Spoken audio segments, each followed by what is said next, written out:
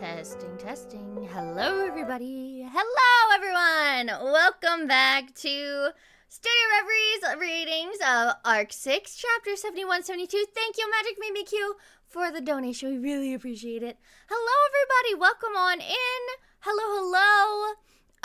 We are here today to read 2 chapters. We got a special week ahead for you because it's a very Subaru heavy week. So we're just going to crank out some videos. We have chapters 71 and 72 today, 73, 74 on Friday, and 75, 76 on Saturday. And then most of the cast are going to join Common on Sunday.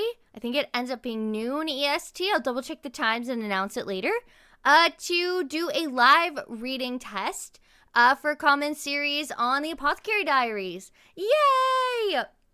And if all goes according to plan, Common will be posting a casting call for that later on, so we will make sure we post that when that is ready. I am almost on Arc 7, so hopefully come next Wednesday, we are going to cancel our stream so the boys and I can record the podcast for Arc 7 so I can have it out for you guys that next Friday. So 3 streams this week, only 1 next week, but you'll get a podcast as a, thank you, as a you're welcome. And yeah, I think that's all we have to announce. Arc 7 is underway for recording. Our first deadlines are coming up for September 1st. And I will be releasing phases 3 to 5, hopefully within the next week, to our voice actors. Yay! All right, without further ado, let's bring on the team, introduce, and get started. Doesn't make Hello, sense everyone, in the you're scenario. live.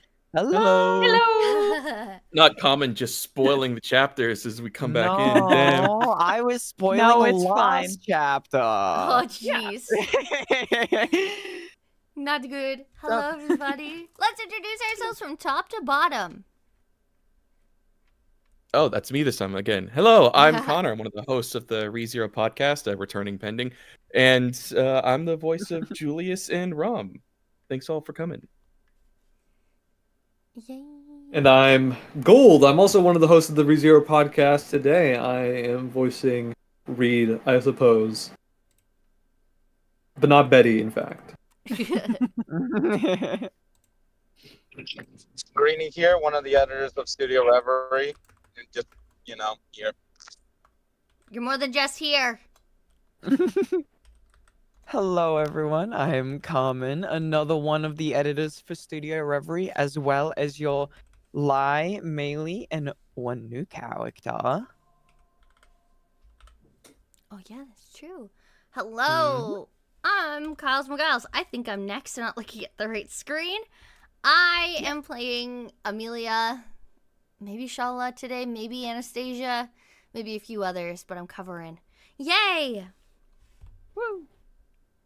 Hello, everybody. I'm Tealdi. I am back for this stream, and I'll be voicing Beatrice and doing a whole bunch of narrating, so buckle up. Oh, yeah. Hello there, everyone. Wolf here. I am your Subaru. I'm also a co-host of the ReZero podcast. We're all united in here today. We're so back. Yeah, you guys are all here. Wow. Ooh. You guys good for Wednesday recording, by the way? I mentioned it on the stream, but I should be done Arc 7 by Friday? Yes, I'll be fine for next Wednesday. Oh, you mean do a podcast? Yeah. Yeah. With me. Oh, let's do it. Yeah, sure. Yay. Yeah. That means you all get a break next Wednesday from our live stream, because we're going to do 3 streams this week. Today, Friday, Still on and track. Saturday. And then Common stream on Okay. Sunday / technically Monday for Common. Yay. Woo! Woo! Bow. Bow, bow, bow, bow, bow. Yeah, you guys ready? Yes. Normally we're yelling at ready. each other right now, but we were just like in the zone today. We're locked in. Our Let's just do instigator it. isn't here. Where's Al? It's quiet without him.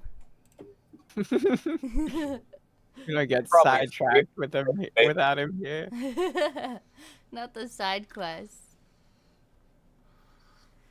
All right, we got a regular size chapter and a long chapter, so I guess without further ado, let's get started. Does that mean Connor is our narrator for 71? Hi. Hi, okay, and then Gold, you are our read. Arc 6, Chapter 71. Count 1. With his final words washed away by the wind, Natsuki Subaru's consciousness came to an end. Speaking of irony, ironically enough, his death this time had been a death by his own volition. Perhaps that was why his mind and heart remained calm at the moment of death. Of course, that had not been the case. He had possessed uneasiness and nervousness for jumping into the circumstance of death on his own accord. However, unlike till now, he had faced the death he had anticipated with much more sincerity than his other deaths up until this time. Of course, he did not believe that him choosing to die had truly saved Shala. She did not want to kill him, so she wanted him to command her to die. Shala, who had been concerned about Subaru to that extent, had let Subaru throw himself to his death right in front of her eyes. The weight of that impact he didn't know, and it must have immensely shattered her heart, which had continuously waited for 400 years. That was why it had been nothing more than Subaru's self-satisfaction, the worst kind of self-satisfaction, that of exaggerating and not seeing the result for himself with his own eyes. However, So what? if all that was fastened to him was nothing but self-satisfaction, nothing but hypocrisy, what was wrong with that? In the end, the method to catch and halt the impact of all happenings in this world could only be wielded in one's own weighing scales. Unaccomplished good deeds held no meaning, and the word known as hypocrisy did not ultimately exist. All of them surviving. After his discussion with Shala, Subaru cemented that final objective he had touted. No. To be precise, the survival of all of them had been his goal from the beginning. Merely, that judgment on whether to include Shala in that or not had not been cast. Subaru had chosen to love all of them. He shall lead the way to solve all the incidents surrounding the Tower of Sand. For that purpose, he would do anything he could. That was The meaning as to why I am myself. Isn't that so? Natsuki Subaru. Along with that instantaneous decision, he awakened from the deep, deep abyss of death. Subaru, are you certain of what you said earlier? Yeah, don't be doubtful after coming this far. It's the information I collected after meeting it to face and everything. It couldn't be made the best use out of. I wouldn't bring it up! Replying harshly to the profile of the good-looking man running at an average speed, Subaru dashed while pulling a tiny palm. Running past the 4th floor's aisle, they aimed for the 2nd floor, Electra. Loaded with frustration, as Subaru sprinted whilst pulling Beatrice's hand, Julius's yellow eyes glanced sideways at him. Subaru, your paleness has not gotten any better. So indeed, what happened in the book was... I'm not hiding how worried I am! Don't even try telling me I should have just quietly holed myself in the green room. You! I would recommend you to stay put were it not for this situation. But unfortunately, things are quite bustling. Right now, we must use anything we can, even if they are mere grains of sand. You've got nothing to say, so you'll call me using grains of sand. They can be thrown if the wind is meager enough. If possible, in a position capable of reaching the opponent's eyes. Narrowing his eyes at the elegant eloquence, Subaru thought of his words about being thrown into the wind to be ironic. Truth was, in terms of experience, Subaru's death just a few minutes ago had been one of being thrown into the wind. Julius comparing Subaru's existence to grain of sand was not necessarily a mistake, either. But grains of sand have their own qualities. On top of that, those grains of sand have Betty with them, I suppose. In other words, they're grains of sand with the cutest companion, in fact. What? I guess you're talking about the sand that got into your shoes. That's not what that means, I suppose. Smiling at Beatrice, who puffed her cheeks, Subaru pulled her body by directing strength into his arm. Beatrice let out a shriek, saying, "Wah!" and her light frame fit tightly into Subaru's chest. Running while pulling her hand was something quite romantic, but right now he wanted to prioritize speed. Fortunately, Beatrice's body was as light as an angel's feather, so carrying her and running was easy as well. Well, I haven't ever carried an angel's feather, though. About time. Idle talk ends here. Subaru, I do believe this is annoying, but... Yeah, it's annoying. Though, I can't come up with words telling you to relax even if I've ripped my mouth apart. But it's absolute that guy, Reed, and Gluttony will come in contact. We have to go. So, hold that off! Halting his legs, Julius asked while grazing at the humongous stairway that led to the second floor, which lay ahead of them. Interrupting that inquiry, Subaru affirmed that he possessed confidence in it. It was inconceivable for that to be untrue. After all, this was something he had heard from Julius himself. And if they could obstruct this... We can put out a Kabe against Reed. Messing everything up. At any rate, it would be better if this trespassing can be avoided in this chaos. Even if it is just for confirming his movements, it is well worth it to make our way here.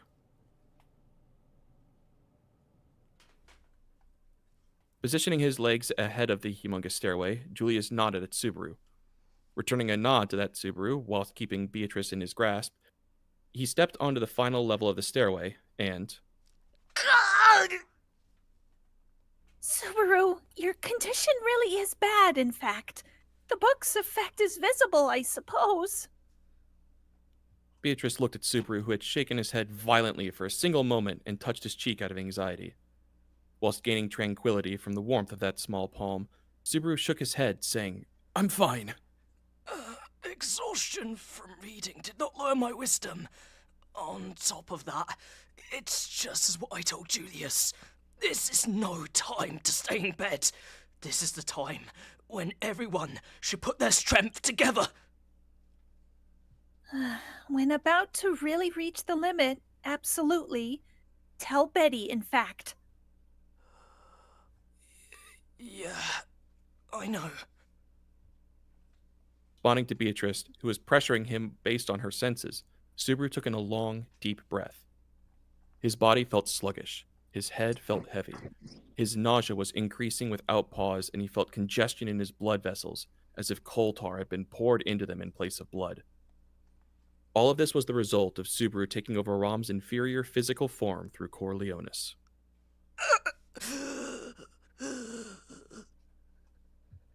What he had harvested was the aftermath of having strode across, returned by death, and a continuation of Corleonis' existence. Much like his uneasiness caused by the memories of death, that authority too had carried over. Thanks to that, he was able to grasp the positions of his comrades at the current moment.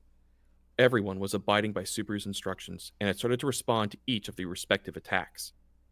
Within those responses of his comrades also existed Melee in the balcony, and Shala struggling fiercely. She was certainly there and fighting for Subaru and the others. No, for Subaru's sake. I, no matter what, will save you. With a short mutter, Subaru followed Julius's back, who had gone ahead of him. The humongous stairway, which jumped over one of the tower's floors to go to the floor right above it, was lengthy. But neither was this the time to split up complaints, nor the situation to leak out whines. His entire body was sore, his bones shattered to pieces, but they were necessary compensation to break out of the situation. And... "Subaru, let us advance!" Julius's dignified voice resounded, and Subaru raised his face while running out of breath. And Julius, who had reached the utmost step, turned half his body back and gestured to Subaru with his hand. Abiding by that, the moment he galloped over the stairway, he was met with the space that had opened up. The complete opposite arrangement of rooms from the fourth floor, which had multiple rooms dividing the floor like a spherical wine glass, had been shattered. The second floor Electra, which divided all of their worth of existence by the examination, is where they had arrived. And in Electra, where the three of Subaru, Beatrice, and Julius had arrived, the first-generation Sword Saint Reed and the Sin Archbishop of Gluttony were...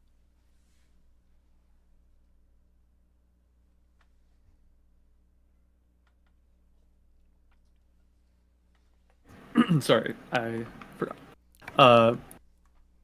Oh, you prick. Is that all you've got, you prick? It ain't a joke, you prick. Didn't you come here to entertain me, you prick? You're lacking, you prick. Don't you be making me laugh, you prick. No, at least be making me laugh, ain't you prick. It ain't amusing or anything, you prick. They came across a scene in which the Sword Saint Reed Estrella went on and on complaining, having grabbed a single leg of the young boy that had been mercilessly struck down onto the floor.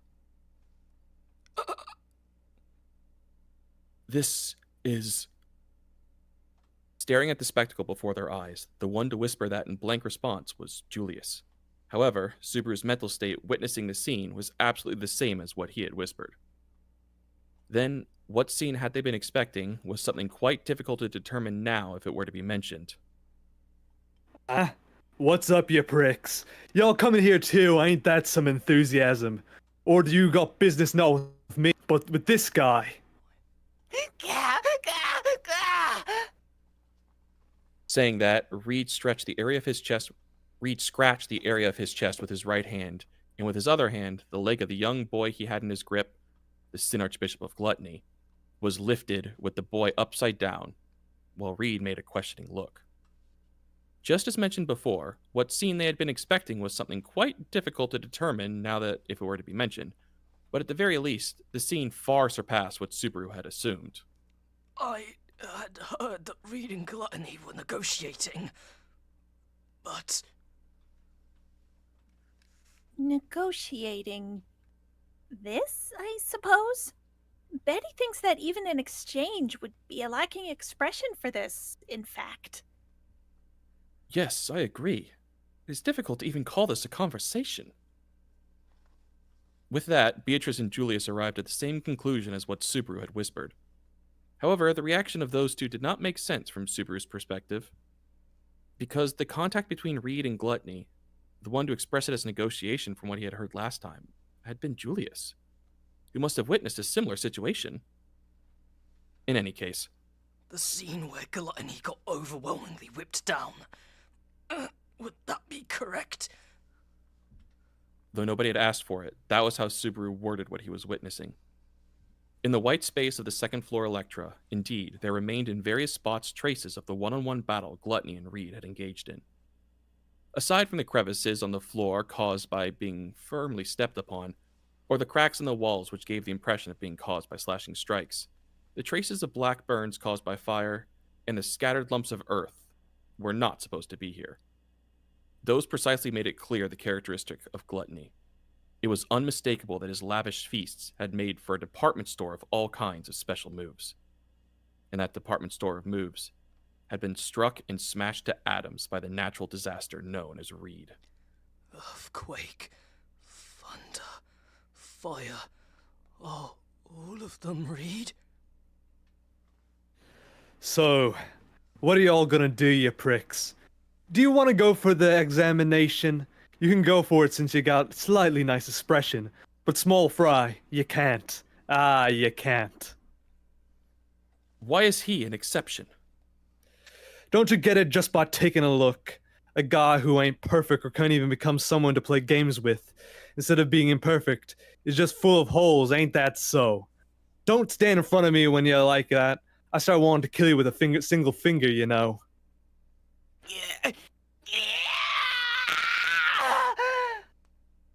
While saying that, Reed stabbed his right hand's fingers into the torso of Gluttony, whom he had in his grip. With his guts being mercilessly gouged into, the Sin Archbishop of Gluttony gave rise to an unseemly shriek. Though it was unknown how old Gluttony physically was, even so, based on his outward appearance, the young boy of 13 or 14 years of age was being tormented by a man. That sight gave rise to an emotion difficult to suppress. It seemed as if Julius also had the identical feeling, and so...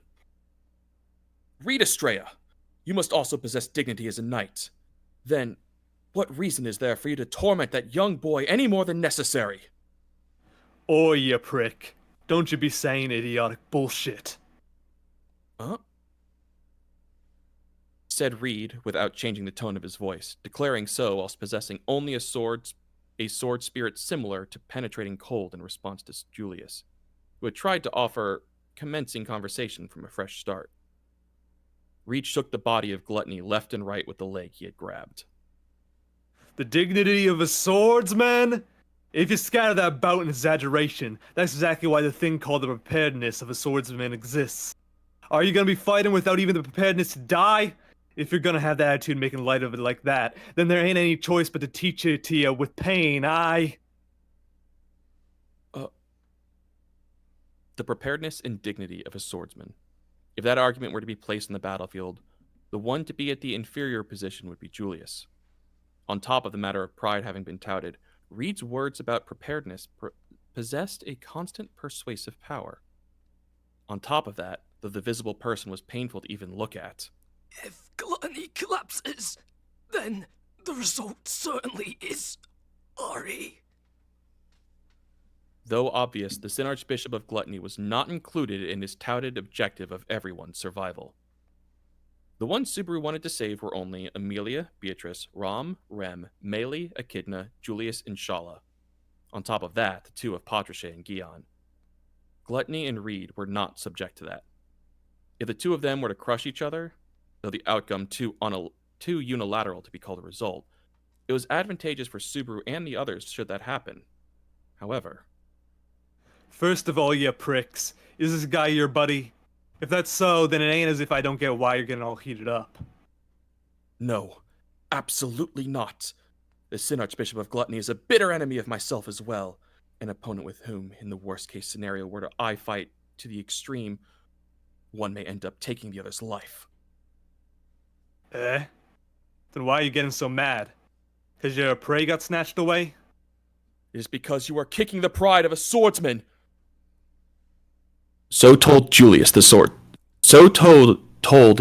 the Sword Saint, the man who had been the first one to hold that title, bestowed only on those who stand at the pinnacle of the sword. Connor, declaration check of- your mic. Your mic's so loud. Yeah. I'm sorry, it went way too far. Is that better? Yes, so sorry to interrupt. Yeah.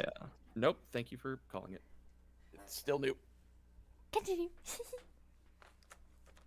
So told Julius the Sword Saint, the man who had been the first one to hold that title, bestowed upon only those who stand at the pinnacle of the sword.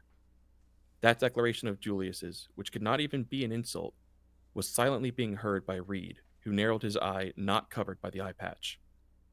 Upon the awaiting gaze of the Sword Saint, Julius continued as if slashing the atmosphere.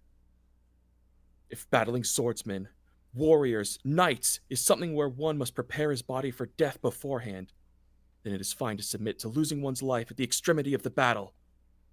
However, that, at most, is the extremity of battle. Death at the extremity upon the exhaustion of all of one's desperate efforts. That is how it should be. The victor, absolutely, must not play around with the life of the defeated.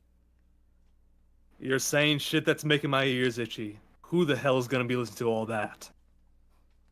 I do not mind should they be named as even inexperienced ideals or sweet nothings. Merely embodying those ideals and sweet nothings is the way of the knight I believe in. With that bold assertion, Julius unsheathed his own knight's sword. From what he had heard, the knight's sword had been fractured once. It was supposedly not a sword he was familiar using, hence it was something suspicious which his hand was not yet growing accustomed to. But above all, what certainly had always been in his fundamental values, those would never waver. That was because they had certainly, always, continued to shimmer within his self. That shimmering something did not let Julius overlook Reed's unjustness. Even if the one to fall victim to that unjustness should be a Sin Archbishop, someone who had committed grave atrocities. The way of the night. Beyond all expectations, that whisper jolted the atmosphere in Electra. That was a quiet tone of voice. That was not a voice harboring emotions of little significance. That was nothing but an echo which seemed as if it had slipped in amongst the other nonchalant and bored echoes. However, that was the signal of eruption of the first-generation Sword Saint, Reed Estrella. Oh, you prick! How long are you gonna be sleeping? Wake the hell up! As he groaned and directed grip strength such that he could crush the grabbed leg with his hand, Gluttony responsively shrieked upon his leg, almost being crushed. And Reed looked down upon the upside-down Sin Archbishop. Ya prick, you said some interesting shit, ain't that so? You said you're gonna eat me up, taste me up, lick me up, aye? I'll let you do that.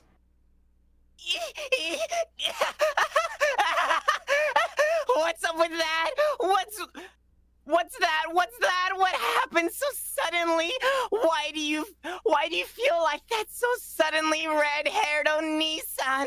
Even though you swung we or us around so much because we were against that, huh? I changed my mind. Alright, right. Removing the distortion of his face caused by pain, Gluttony tried regaining his state of health as Reed glared at him. After that, as if having suddenly noticed something, Reed rotated his neck around. People like you prick are gonna be intruding right away anyway, ain't that so? Remarkably saying that, Reed stepped ahead diagonally. At that moment, shining violet crystals were thrown into the spot Reed was standing on. A shrill sound as that of shattering glass reverberated, and the violet arrows themselves, along with the floor, smashed around and got scattered about. However, they had missed their aim, and Reed, who had been their aim, took a single step and leapt, shortening his distance to Subaru and the others who had commenced their attack just now. Subaru, not good, I suppose. Here. Beatrice's warning rendered fruitless, Gluttony was struck into Subaru's torso, delivering a side blow. Handling a human as a blunt weapon, the unstoppable force mercilessly sent Subaru, who had been carrying Beatrice, flying.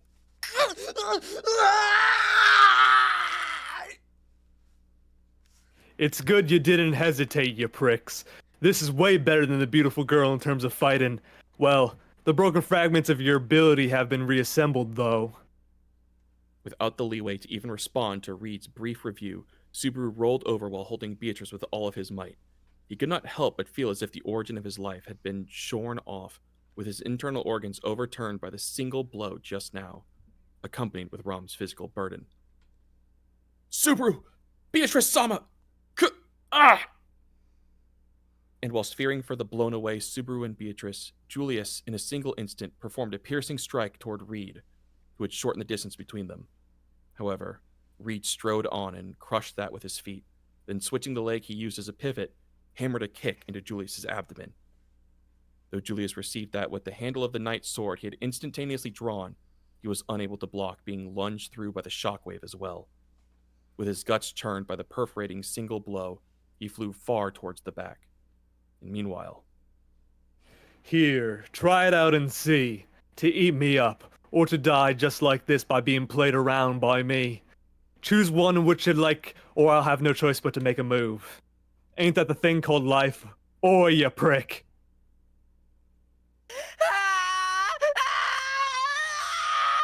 We get it, we get it, we really get it, we completely get it as we get it, so we get it as we want to get it, because we get it, gluttonous drinking, gluttony, we'll do as per your wish, it's impossible for us to stay without eating.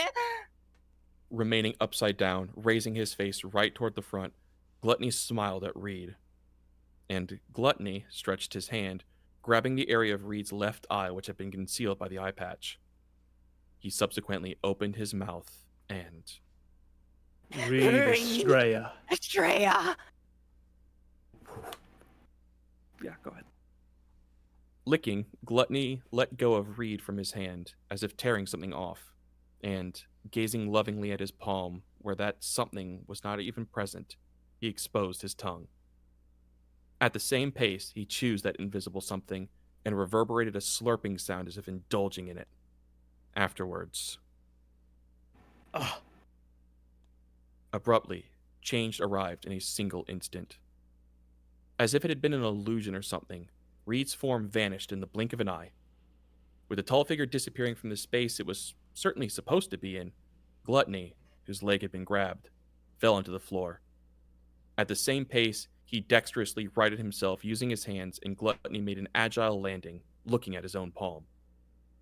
What was recurring in those eyes was something close to the nothingness, desolateness, dismay of seemingly a gourmet delicacy, which had exhausted its extravagance, disappearing from the top of the platter. So amazing! What kind of flavor? This kind of flavor? Which kind of flavor would it be like? We imagined a lot about it, but it was above expectations. Reed. Ah, you saw that right. We did eat him. We ate him. Really, isn't it the best? This is a flavor we cannot imagine. Even we, who are called something like bizarre eating, are able to get it because of this guy's rich taste, even without knowing lies say. Leaning backwards whilst touching their own sharp canines, Gluttony praised Reed's flavor. As far as thought could go, it was the worst food report in human history, which was halted halfway through. It was not as if something had barged in as an obstruction. Its origin lay in Gluttony himself.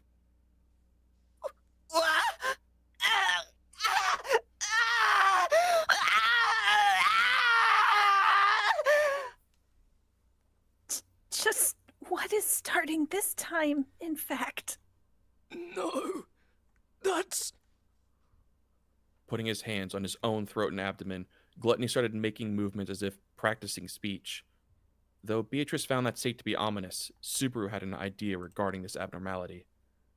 If the exchange between Reed and Gluttony just a moment ago, if that was what Julius spoke of as negotiation, then... Wait!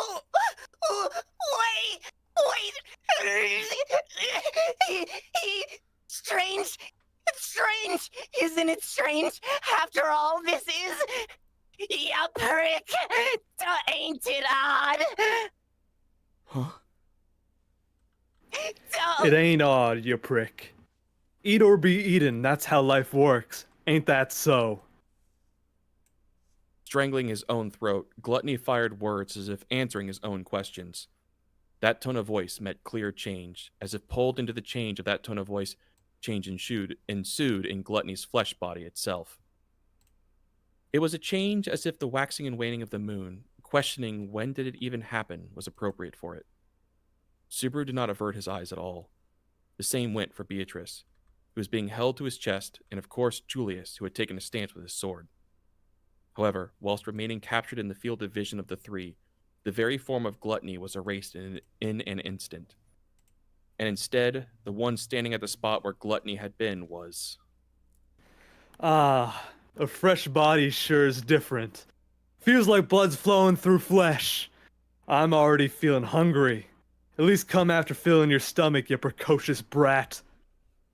Pronouncing so, the one who had been carried out substituting for the previous player, having exited the stage known as the Pleiades Watchtower for merely scant 10 seconds, the existence who was blooming a second time at the center of the stage was Reed. Reed Estrella had stolen the flesh body of the Sin Archbishop of Gluttony, achieving resurrection into the present world. This is the result of the negotiations between Reed and Gluttony from Julius's perspective. Of course, the details of the content of the conversation between Reed and Gluttony must have changed due to Subaru and the others' intervention, but it should have been roughly the same. In other words, What the hell's negotiation? Speaking while putting on airs. Subaru, this isn't the time to be saying all that, I suppose. Gluttony has disappeared, and Reed has... Subaru directed a rough remark towards Julius's pretentious phrasing the previous time. Within those arms, Beatrice called for further vigilance, but Subaru patted her head lightly and gazed towards Reed. Strictly speaking, you use the authority of Gluttony, which reconstructs each opponent against your opponent, and painted out their own self. Is that right? Don't you go around saying tough bullshit. Like I know such convenient shit. So don't swagger about with shit I'd have no way in hell knowing, damn small fry. Small fry? Ah, you prick. You prick. This, you prick. That's it. Ain't it, you prick? Though his spirit had hijacked that flesh body, Reed made a wry face unrelated to that truth.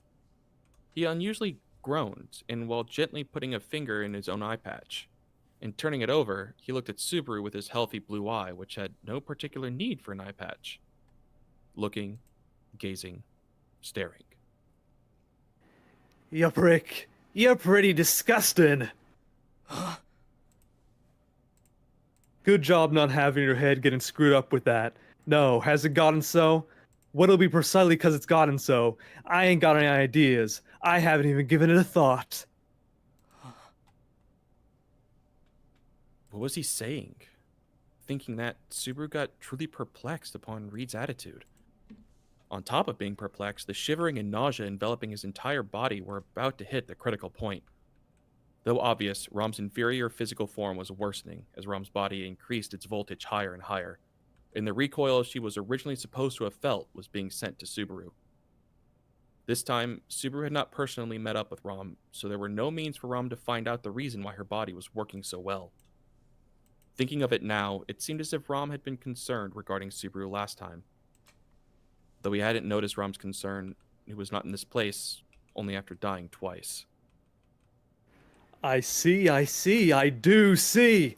I ain't got any idea, but it looks like you're the ones these guys are aiming for, ain't that so? Then that makes things faster. Reed, your opponent is myself. Stepping ahead, Julius fired a slashing strike, but Reed attempted to receive that with the chopsticks he had drawn out from his bosom. However, Ah? the slashing strike grazed the tip of the chopsticks and blood spurted out of Reed's right hand, despite his wishes to block it. Looking at that, Reed made a suspicious look. Julius raised his eyebrows in faint surprise as well. And for having witnessed that with his own eyes, that alone was a harvest for Subaru. Clicking his tongue, Reed gyrated his chopsticks as if spinning a pen between the gap of his fingers, and adroitly repelled Julius's knight's sword.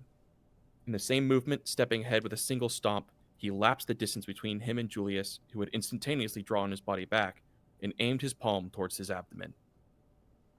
Your opponent is myself. Did you say that? No way you'll begin to have an exchange with me after having been carried like a princess. The sole of the palm was twisted further, creating an explosion onto Julius's abdomen. His slender, tall figure was blown away backwards, still bleeding. He tried to position his lengthy legs to the floor in order to kill off the momentum, but failing to do so, Julius's body turned upward at the bottom of the floor, and with that, tumbled over. And thus, concluding his battle with Julius, having widened the distance in between them, Reed turned back. Aiming for Reed's profile, Subaru fired the whip, which was at the back of his waist. However, without the occurrence of a miracle such as his body still remembering it, the tip of the whip flew towards the wrong direction. The effect of the loss of memories was not only in his mind, but also affecting the actions his flesh body had once taken. As a result of fully realizing that, Subaru took in a heavy inhale. And at the same time, You prick, with such a boring trick. That boring trick is the recommendation of you getting an end of being buried, in fact. going past his amazement, Reed expressed his rage, and from his hind echoed the loud sound of striking hands. Upon looking, that had been Beatrice, who had both her hands free, a distance away from Subaru. However, even if their hands were unconnected, there was a certain connection between them. Beatrice extracted an extremely small amount of something like MP from that past she had with Subaru, and exercised great magic. Ul Shamak. The moment immediately after Beatrice's chant had achieved completion, what arose in the space was an enormous black hole.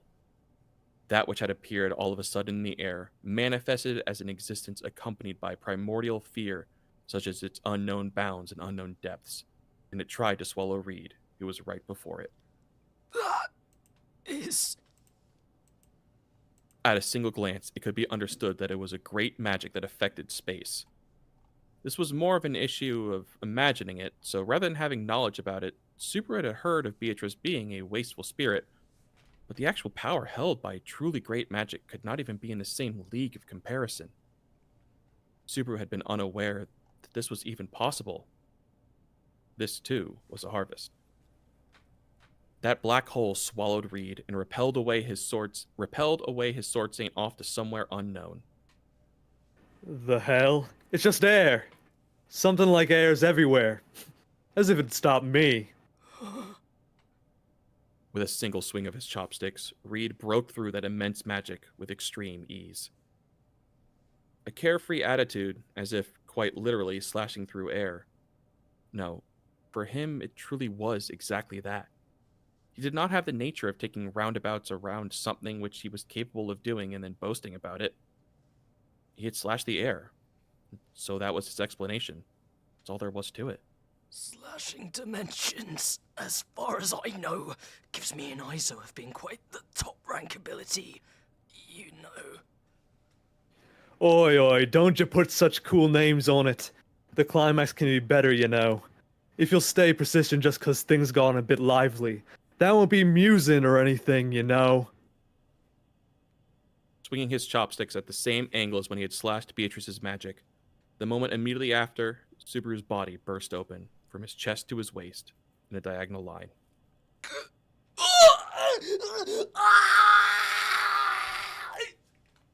Subaru! Subaru! Ugh! Tasting the sensation of scorching heat, Subaru collapsed on the spot as Beatrice and Julius called for him. Upon the voices of those two, Subaru gnashed his molars and glared at Reed with bloodshot eyes. And, turning his palm towards the two, trying to rush up to him, he managed to halt their legs. I'm all right. Shaking his head left and right, he urged the two not to worry for him. Of course, there was no way he could truly convince them simply by conveying such words. The chest wound was shallow. No, it wasn't shallow. Though it wasn't shallow, it didn't ache. It could be expressed as not being unbearable. At any rate, though it was bitter, it was all right. It was not worthy of making those two experience bitter, painful emotions. Gnashing molars, the blood on the verge of being vomited. Was it nausea? Whichever it was, vomiting must be restrained here. Facing the front, glaring ahead, Reed must be carefully observed. As if you can reach me with that, you prick. With a stunned expression, Reed was looking at Subaru, who was bleeding out of his lips. Facing Reed, Subaru stretched out his hand and raised a single finger. Yeah, I will reach you. Even right now, I can reach you in a place not necessarily here. I will, for sure, save Amelia, Beatrice, Rem, Maylie, Echidna, Julius, Shawla, Patrice, Gian. Without failing, a single person. Gluttony and Reed are exceptions. The Natsuki Subaru, who is not Natsuki Subaru as well. That is why, right now, at this moment, this is Count 1. Accreting the deaths necessary for a counterattack was an accomplishment of Natsuki Subarus as well. At the very conclusion of the end, Reed's blue eyes sheened a dull flash towards Subaru, who had made the declaration. Count 1. The fight between Reed and Gluttony cannot be stopped. If it's Julius, then there's a chance for him to succeed. Natsuki Subaru has no chance of succeeding.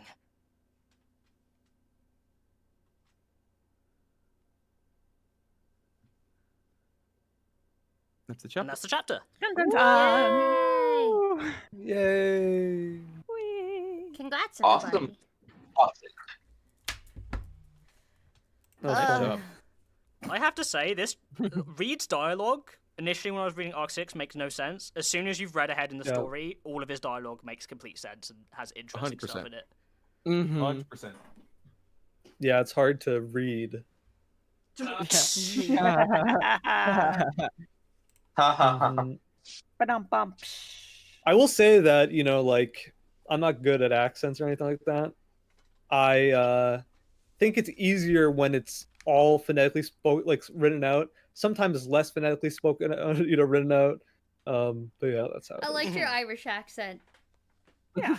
I tried. That's all that counts. Vaguely, Pat. Yeah, vaguely that. Vaguely, I yes. felt like I got there sometimes. Sometimes I got there, but other times it just slipped from me. Reed is a Look, hard that was word. just him adjusting to the new body. That's all Yeah. that was. Exactly. Yeah. Exactly. Reed really is a new body each time. Oh, hello again, Greenie. Hello. I'm now back in the main computer. Oh, Yay. nice. Oh yeah. Woo! Honestly, that was worth the drive because I listened to the whole chapter while driving. We're just here to That's serenade what you. we're for. We're here to listen for people to listen when they're driving home or whatever. Yeah. Hell yeah. What do you guys thought of the chapter? Oh man, I love this part of Arc 6 so much. It's ramping up so well and getting really exciting. Mm-hmm. Yeah, I think this is probably the first time in a very long time since, there's been a less sinister form of return by death being utilized. You know what I mean? Yeah. Mhm. Yeah. Like, every single time it's like psychological horror. This time it's sort of like, and then I'll use it, and then I'll overcome it, That always Been a while works out since it's for been him when that. he starts abusing return by death. Yeah, like this. it's always. Yeah. I'm not saying anything because of where I'm at right now in Arc 7. That's why I'm staying silent, because I'm like twitching over here like... keep your lips peeled for Our for lips Friday. peeled for Friday. lips sealed and then peel it later. Don't do that. That's horrid. That's terrible. Yeah, don't pick your lips. Our lips are sealed. But Dry lips. Gotta.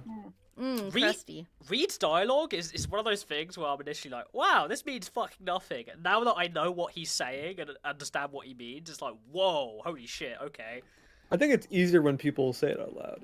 Yeah, exactly. Bro's cooking. The one thing we can definitely kind of draw here from Reed's dialogue is because he is taking over Gluttony, he is gaining Gluttony's memories, which means he knows what Subaru can do. Yeah. Mm-hmm. Shit. He's like, you don't have a chance. You get that, right? What you're pulling is bullshit. It's literally nothing. Good luck. And it's why Reed is targeting him. Like, he's hunting him down in each loop because of it. I'ma hunt you down. Like animals. Like animals. Baby, I'm praying on you tonight. Yeah, that's Thank that's you. Reed. And was now the song, copyright struck from the heavens. Yeah, it was From so one beautiful. line. I think you get ID tagged. Your new ReZero opening, though. The ID tag. That's our that's our new loading music. Beautiful. Imagine if Animals is the opening to the next ReZero season. If Freddie Mercury can be a great pretender, why can't they be ReZero, man? That's all I'm saying. That's true.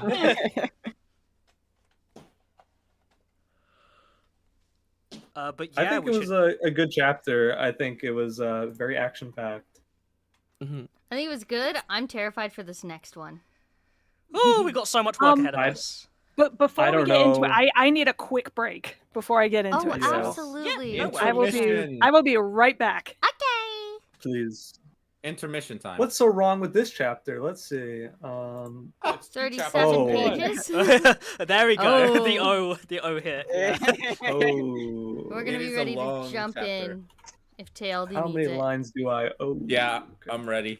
I think you don't have too many. I think I have Reed is 13. 13. Okay. Subaru is mentioned a total of 257 times in this chapter. Holy Good luck. shit. Excited for Good luck. Friday when it's literally just you and the narrator. Yeah. Oh. I Yeah. have so much work. I'm You mean him? excited. And he's narrating those Not chapters. just Oh yeah, I guess technically you are narrating one of them. Okay. One of them. hooray. Yeah, we can edit that. He can do his takes off of. True. Yeah, he can record them. Yeah. For live stream, you might need We to won't remember. swap them out. Yeah. Editors Don't We worry. won't remember.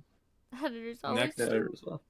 No, here's the thing. All of next stream is my chapters, and I'm so excited. Woohoo. Greedy's rubbing his I'm hands a- right now.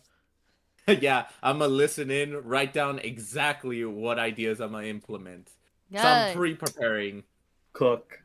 Get your cooking going. Exactly. Wait, Friday. Ah, shoot. Man, Corleonis is such a lame ability for me as a voice actor because I have to always sound like I'm fucking tired or exerted when he's using it. I appreciate your commitment. Yeah, you're For very this- consistent I with was- it. I'd struggle to be like, I want to emote a bit more. You know, you're really doing it. I'm full set did it. What do you? It'd be really cool Okay, if I you am could figure out how to optimize Fucking back. Corleonis to just make everyone better. It's just Everyone get good. why? Of course, Julius is gonna tell Subaru, "Why aren't you just better, bro?" Get good, bro. Oh, get good. Sounds like a skill issue, but whatever, man. Skill issue. I'll be Maybe right back. then you and won't just be Still grains of issue. sand in the wind. Hi. Dust in the wind. All we Julius- are is dust in the wind. Julius telling Subaru that he might be good to use his pocket sand in the fight is fucking crazy. Sneak attack, pocket sand. Sha-sha-sha! Pocket Subaru. Honestly, pocket sand would do some fucking damage. Yeah. Pocket sand. Signature move of Dale Gribble, one of the main characters. Yep, Dale Gribble. I was My Sneak attack, son. headbutt. I totally thought that I had Amelia lines in that one. I didn't realize till the last 3 pages I didn't. So I was like, oh, I've been on guard this whole time for nothing, and I just kept been scrolling. chilling. You gotta control F that. Name : yeah. See, that's what I need to do more often. It's because if I do that, then I lose track of where we are, and then I'm a mess. Mm, No, just like before it. Yeah. Yeah. just to see, then you could have chilled. That's smart. I'm not. It's okay. All Amelia does throughout this chapter is hiya! Hiya! Oh shoot. Boom! Boom! Oops. I'm being clumsy today. I'm so not focused on Arc 6 right now. It's insane. I'm Where is Yeah, he? your brain's somewhere else. I'm in Arc 7 right now. That shit's Mark 7 so brain's a different good. brain. I'm living Yeah, in the it is. future. She We're just hyping- passed the most controversial chapter in the whole series, so And I loved it. She's living high. I loved it so Wait. much. Of course, in the chat we will not discuss it because we are in Arc 6 territory. However, We're just hyping. Doesn't you Arc up, 7 get pretty fire? no, it's towards the peak. end? It's peak. Yeah. Yeah. It lost me for a little bit, and then I pushed through. It was great. Almost lost me a little bit, and then it fucking cooked. It's Huh. just a whirlwind. She sounded so sad for so long. There's just Yeah, certain she's like, parts are of- we doing this forever? Will this ever end? Yeah. I'm like, There's a part where you're like a run-on sentence of like, what are we doing? And then, What's happening? Are we gonna get through this? What is going on? Why is this a thing? everyone's Oh, dead. yeah, why is this a thing is a good question. this is baby well. stuff. But it will be good. Yeah. Hi, I think we're all here now. All right. Hi, Are hi. you ready? I'm Let's do this. ready to hydrate. Nom, Just nom, nom. if you gotta cop out, just let us know. We'll take over until you're ready. Will do. Hi, hi. All right. Is everyone else ready? As I'll ever be. All right. Arc 6, Chapter 72. Upon the advent of unforeseen death, Natsuki Subaru heard the sound of cracking. However, upon each instant of that inexorable sound, he thought, That it was certainly proof of his progress not having come to a halt. That it was the footsteps of the approaching future. No matter how small those steps were, no matter how trifling the path he had advanced upon was, he was certainly walking and progressing. Subaru! The moment his consciousness was led to awakening, blue eyes of a characteristic pattern were reflected into his own. In front of his eyes, peeping at Subaru worriedly, was Beatrice. Beatrice's hand was gently placed on Subaru's cheek, and Subaru inhaled. He had parted with Beatrice's crying face not too long ago. That switchover of consciousness had not been carried out well. Just previously, though it could not be associated with something as extravagant as a parting, she certainly had been in Subaru's eyes. Are you truly conscious, I suppose? It took time for you to wake up till now. I was worrying, in fact. It'd be better to confirm you did not lose any memories accidentally, I suppose. To start with, do you recall who Betty... Beatrice. It seems you do remember properly, in fact. Good boy, I suppose. Saying that, Beatrice stretched the hand she had at Subaru's cheek towards his head. At the same pace, she patted him with her tiny palm, and slowly, his consciousness caught up to reality. Count one. Huh. Uh-huh? Beatrice tilted her head upon the whispering voice. However, neither did she know what it meant, nor did he intend to explain it. She might not understand even if he were to explain, and he did not intend to make her understand either.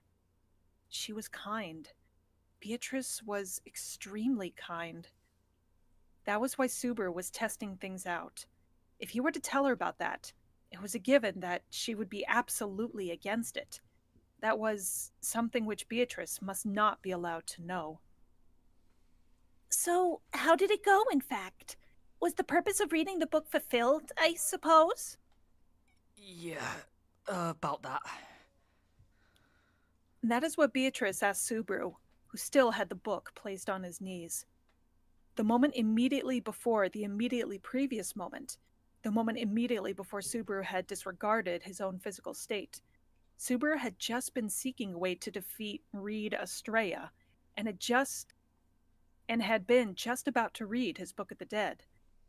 That had come to a standstill due to complicated reasons, and multitudes of situations got caught in between the interval, such that would feel as if it were quite an old topic, though that went only for Subaru at maximum. Things he ought to do, things he must do, they had all been decided. That was why. Beatrice, it will be getting a bit confusing.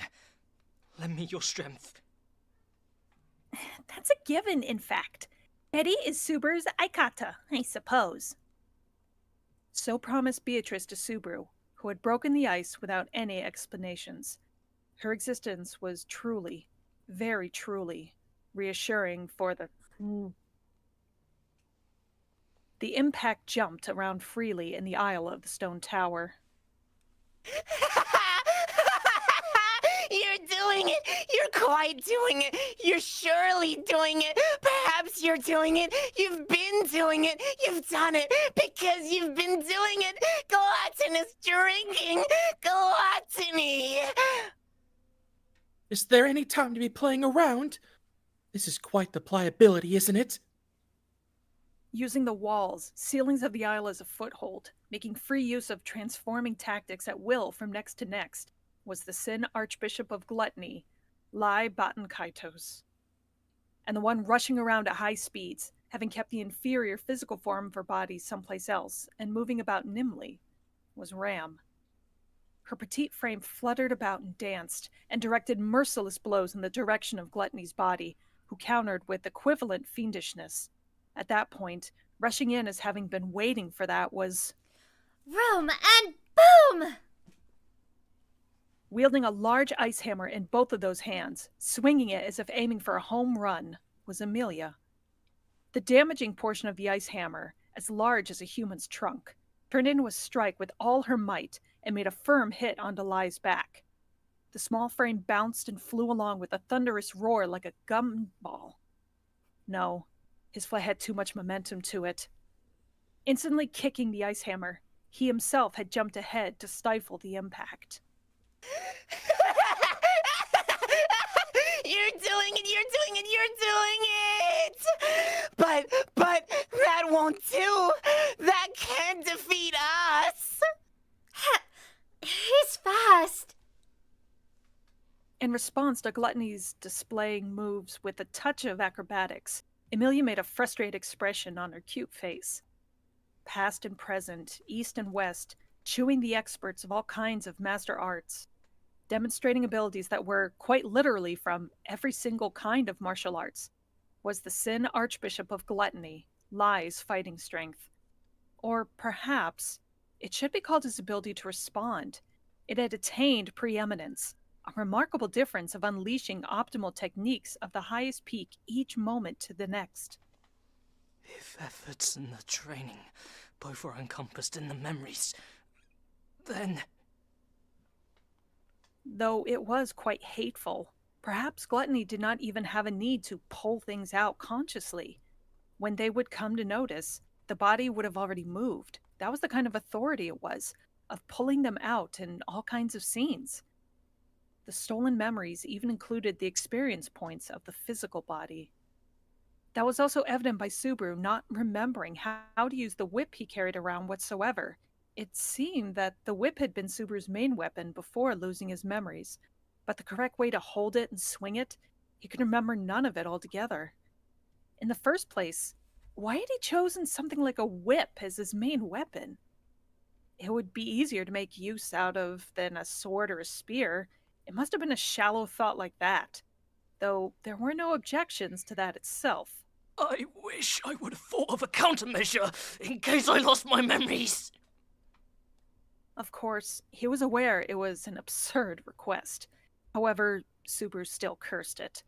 By doing that, for a single moment, he was able to forget his effeminate jealousy towards his vanished memories. The jealousy towards the vanished memories, towards Natsuki Subaru. Subaru, asking again, in fact. Are you really all right, I suppose? Towards Subaru's profile, Beatrice raised her voice. Upon the question of the girl who had been supporting Subaru's body, Subaru nodded with a "yeah" as he shrugged his shoulders. Right now, the fight's even. If we can break it down, our way to victory will... But Betty is reluctant about leaving Subaru's side right now, in fact. But it's necessary. You understand, right, Beatrice? That is... Lend me your strength. Once again. I beg you. While maintaining meticulous caution among the ceaseless shocks, trying not to have his voice tremble, Subaru blackmailed Beatrice with an unfair manner of speaking. In response to those cruel words of request of Subaru's, Beatrice closed her eyes, making a strained expression. Lend me your strength. That was the gist of the conversation they had also had in the library of Tegeta. However, that time had been before Subaru had activated Corleonis, and neither had Beatrice known that the situation of the Pleiades watchtower had deteriorated this much. That was why this was a heinous technique of Subaru's which gripped onto Beatrice's kindness. Beatrice scrutinized Subaru's proposal with a difficult face. The sudden deterioration of Subaru's physical condition and the recovery of Ram's fighting strength which accompanied it, the connection between them was evident, and Ram, Beatrice, and even Amelia had noticed Subaru's rash perseverance. But still, everyone knew they could not tell him to stop. For Subaru being burdened with his hardships was why this battlefront was still up, even if barely. Talk in name only. If Subaru were to unfasten Corleonis here and care for himself, the first thing to happen afterwards would be Ram collapsing. Then Amelia would get her name eaten by Gluttony, their cooperation would crumble, and they would be defeated. And should Gluttony be rendered free, the power bounds of the tower would fall into an unrecoverable state. Ultimately, everyone would die in defeat, and that'd be game over. In the end, me being burdened is the better option. Subaru, who could never really be of any help, even when he was acting rash, was making strides in the fighting strength by taking over Ram's inferior physical form. That was an absolute requirement for capturing the tower. Correctly speaking, even if the efficacy of Corleones, there lay a trap not easy to solve. That was the fact that, consciously or subconsciously, Ram was saving up a bit of her fighting strength. With overwhelming sense and techniques beyond comprehension, Ram maintained a firm balance in the place. In spite of that, the reason why she had not gone further in order to overcome the opposition was because Ram had imposed a limiter on her own fighting strength. The reason for her faltering was because she was having careful consideration for Subaru's condition. If Ram were to move to the fullest, it would impose an enormous burden onto Subaru. Subaru would not be able to endure that. That possibility was putting a halt on Ram's limbs. Truth was, something similar had occurred when he had gone around towards Julius and Reed. It had been confirmed he was capable of taking over Ram's inferior physical form through Corleones itself, without having to meet up with her. However, in a situation where Ram was unaware of the interrelation between her own favorable state and Subaru's state, Ram would spare no quarter on her fighting strength. As a result, the backfire, lacking any regret, scorched only Subaru and did not lead to mutual harm. That would also mean the end for Ram's time as standing unrivaled, the worst kind of mutual harm. It was not possible to continue sprinting with one's entire strength for long while lacking oxygen. That was all there was to it. Henceforth, drawing up Ram's fighting strength through Corleones, in terms of results, Ram's judgment to save onto her abilities was correct. Being balanced was the best. However, by making use of the limitless arts of war he had plundered, Gluttony was indeed following and keeping up with that improvement of Ram's combat power. Emilia was compensating for the parts where he could not be pushed away, but still, Gluttony could not be distanced away from, continuing to eat away with an extraordinary ability to survive. That was why, for that end, Minya! enough to envelop the entire isle, violet crystals materialized and were fired in a single action. Acting in consent with Beatrice's chant, who swung her small arm downwards, the concentrated attack of the magic called Yin magic swooped down onto Lai, who had turned his back towards the side, with tremendous vigor. Immediately afterwards, the boisterous dance of violet light swallowed the petite frame, engulfing the aisle with the sound of shattering glass. Within the fluttering flakes of violet, dancing and falling, leaping away from the attack span, were the pair made up of Emilia and Ram. Evading the line of fire with instantaneous judgment, it was as expected of their physical ability to quickly avoid it. On the other hand, having been in the same circumstance, albeit delayed for having his back turned to it, Lai had been unable to evade it easily, the way Emilia and Ram did. It was a magic to be feared which crystallized the struck targets, turning them into a brittle and transient existence, smashing them. If Minya, capable of bestowing fatal wounds even through light contact, were to be fired to such reckless extent in a range this confined, it would be difficult for an enemy, even if transcendent, to survive unhurt. Once the dance of the light which had been given rise to by the violet arrows came to a halt, the form of Gluttony, who had taken enormous damage, was not there. Where did... Beatrice inhaled in astonishment, whilst Emilia made a strained expression and looked around. Within the chaos, the one to get a grasp on the situation the fastest truly had been Ram. She put her hand on her own right eye, and with only her left eye open, turned back. Subaru knew there was something like a path connecting him and Ram through Corleones. Ram had activated some type of technique. Using that peculiar power, She understood where specifically the disappeared Gluttony was. His whereabouts were... Huh? Ram shouted, widening her light crimson eyes. At that moment, from her line of sight, Subaru comprehended the arrival of a hazardous presence right behind them. One that was aiming for Subaru's... No, Beatrice's back. With the interruption by Minya just now, did it intend to convey that she had polluted the battle? At any rate, it was not vastly different from the transpiring happening. We must say, if that one right now was to be continued consecutively, it'll be getting tiresome, so... Accompanying the sneering words, the dagger fastened to his arm flashed. That strike came from Lai, who had leapt through space and escaped the concentrated attack of violet arrows. In line with the frequent usage of the Fist King, the odd talent of the one who had become the Leaper, it could be named a short-range warp. According to what had been seen, it seemed as if there were certain limits to the distance, but still the compatibility of that strange talent of jumping through space and of performing encircling attacks was the worst. Carrying no significance regarding the type of the surprise attack, in the end, anything aside from getting involved in a head-on match was... Beatrice! Suba! Thoughts and actions and the body did not always coincide.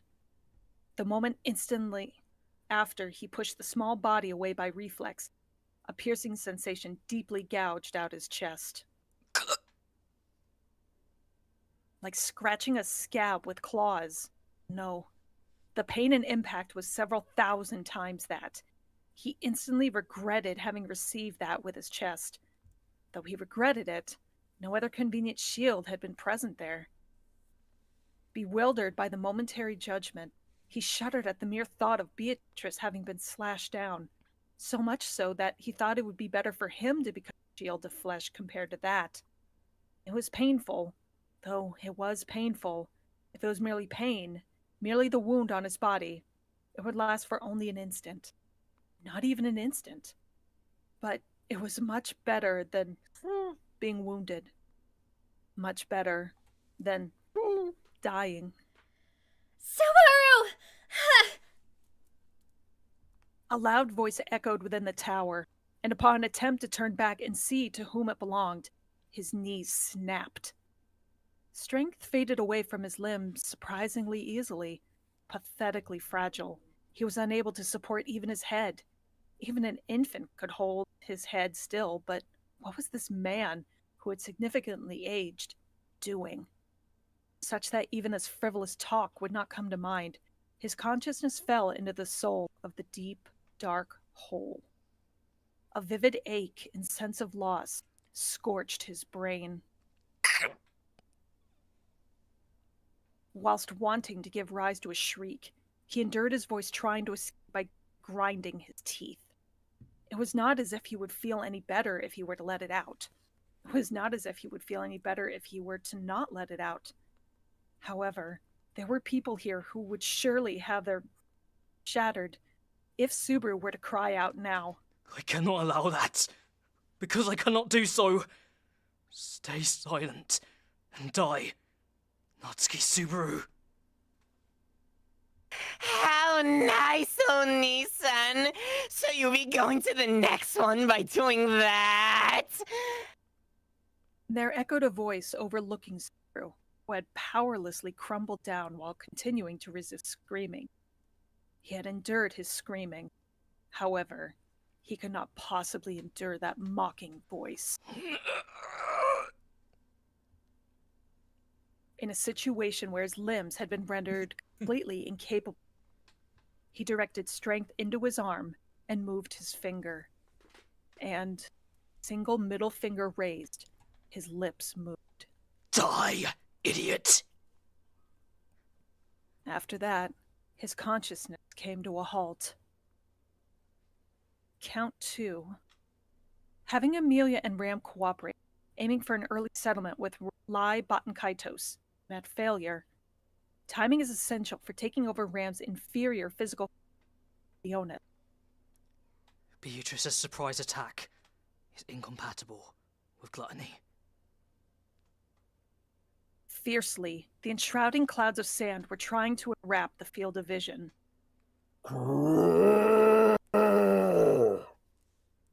With his entire body swinging around at the sensation violently about, Subaru desperately clawed, trying not to be. Ahead of him, a pigtail was shaking about left and right. Work hard, Sand Earthworm-chan! In accordance with Meili's call, Sand Earthworm made its large bill tremble and hammered its head in with potency. Being swallowed by that shock wave gave rise to an immense loss amongst the troops of the advancing horde of witch beasts. However, those lost troops were covered in the matter of a few seconds, trampling upon the scattered corpses of their own kind. The hordes of witch beasts continued to push in without halting their feet. The situation of the battle favorable.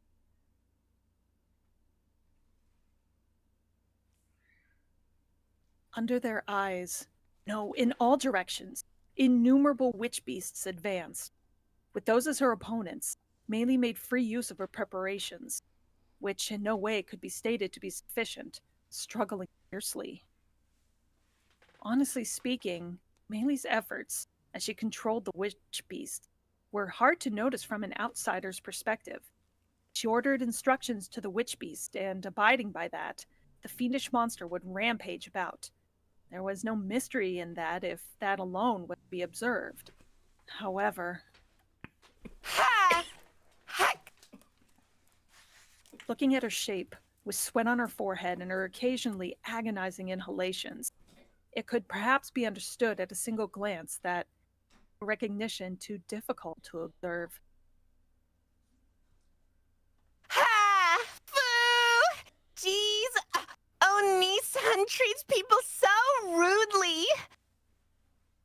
Wiping the sweat dripping down her chin with the back of her hand, saying some rather harsh words, Meili's eyes had become bloodshot. It was not as if she had established a direct link like that of Subaru's Corleonis with the witch beast, but to bend the atrocious witch beast's instinct per her own notions, an immense strength of will was needed. For Subaru, who had read her book once and personally experienced half her lifetime, the weight of that indemnification was clearly known. That was precisely why it had been transmitted to him, that Meili was seriously thinking of capturing the tower, along with Subaru and the rest. Hey, Oni-san! If you don't grab on properly, you'll die, you know! No! The moment immediately after thinking deeply of those deep emotions, his body felt as if it was being carried away in horizontal jolts, and his posture crumbled. He had momentarily withstood his ground, but he was shouted at by Meili once she noticed. Whilst complying with those words, Subaru calmed down and clung to the protuberance of the large build. At present, the figures of Subaru and Meili were on top of the large build of the sand earth. If instructions were to be given directly from a close distance, there have to be children who listen to what's said, even within children who cannot learn anything, isn't it? Like I said, I never thought I'd get to have a witch beast ride! Swishing through the air, with his frame being jolted by the velocity of the witch beast's body cutting through the atmosphere with a... Subaru skillfully shifted his body weight while he struck in admiration of Meili, managing atop the witch beast's back. This time as well, Meili's battle with the hordes of witch beasts commenced from the balcony of the floor. Making use of several sand earthworms which had been prepared in advance, having the hordes of witch beasts advancing towards the watchtower suffer an attack in order to block the invasion of the beasts into the tower, Meili's role. However, she quickly gave up on the attack from the balcony, jumping onto the back of the sand earthworm underneath, and then, in one go, plunged the center of its forehead into the witch beast with vigor like that of a massive wave. Subaru's current status was that he was accompanying Meili as bait in those heroic tactics. Really? The witch beasts all really love Oni-san, right? And that's nothing to be happy about! Looking at the excited state of the witch beasts drawing near, Melee sighed as they were crushed by the sand earth. While agreeing with her comment, Subaru narrowed his eyes at the hurriedly approaching horde of witch beasts. Though the principle behind it was unknown, it was something he was aware of in terms of the result. The witch beasts who surrounded the watchtower, strictly speaking, were not aiming for the watchtower but had gathered, aiming for Subaru, who was inside of it. That was evident from this situation as well. The brunt of the witch beasts were concentrating on the extreme towards the sand earthworm, which was giving a ride to Melee and Subaru. To turn their legs around, which were supposed to have been facing towards the tower, and hastily make way towards this side with unraveled fangs, was merely the instinct of witch beasts trying to kill a living being. Nothing more. It wasn't as if I was half convinced, but... Him having the physical constitution which attracted witch beasts was a peculiarity Subaru, who had been in present-day Japan until the previous day, did not even need confirmation for as a real feeling. In the past, he had been bitten by a dog kept in his neighborhood. Could that have possibly been an early-stage symptom of this physical constitution? He was utterly unaware now, though he was unaware. Seems there's no mistaking that I'm responsible for a majority of the 5 obstacles.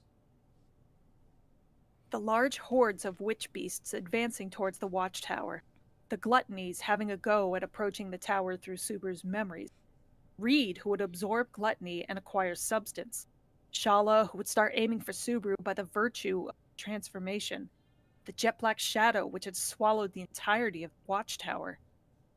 Looking at it back now, it was impossible to prevent the thought of the responsibility for their origin seemingly coming down onto Subaru in the truest sense. Of course, inevitability was no possible part of it. My mind is getting depressed. However, if the witch beasts, Shala, and the jet black shadow could be lured outside of the watchtower, there may possibly be a way to break out of the deadlock of the present circumstances. It's not forbidden to destroy the examinations. Huh. The 5th rule behind capturing Pleiades' watchtower. When he thought of the feelings of Shala's who had hidden that, he felt his chest ache, but the rule he had finally fished out of her granted a new viewpoint towards the place known as the Pleiades watchtower. It was not as if his eyes had been opened, granting him the power of innovation by getting to know that rule. However, granted with a scale he had never thought of, his way of looking at the world had expanded remarkably. Things which did not exist could not be obtained. That was the fundamental law of the world. To pass over the examination without finishing it, to act contrary to the established routine of the examination, those had been prohibited.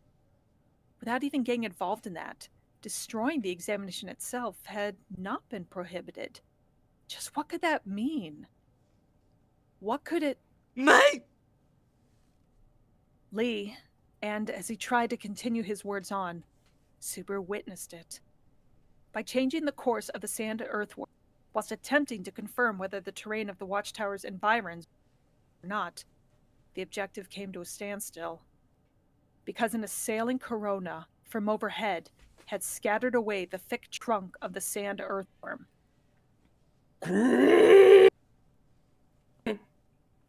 With more than 8 meters blown off of an approximate 10-meter wide waste, the sand earthworm shrieked, giving rise to its death wail. The increasingly lower roar of the witch also resembled a howl, and Subaru, who had basked in that at close proximity, felt his vision die white with its explosive intrusion into his eardrum. The witch beast, having been subject to that, was disseminating bluish-purple bodily fluids, having failed to stop its body from getting blown off into 1,000 scraps from both the front and back of its trunk. From atop its back, Subaru and Melee's bodies were thrown down.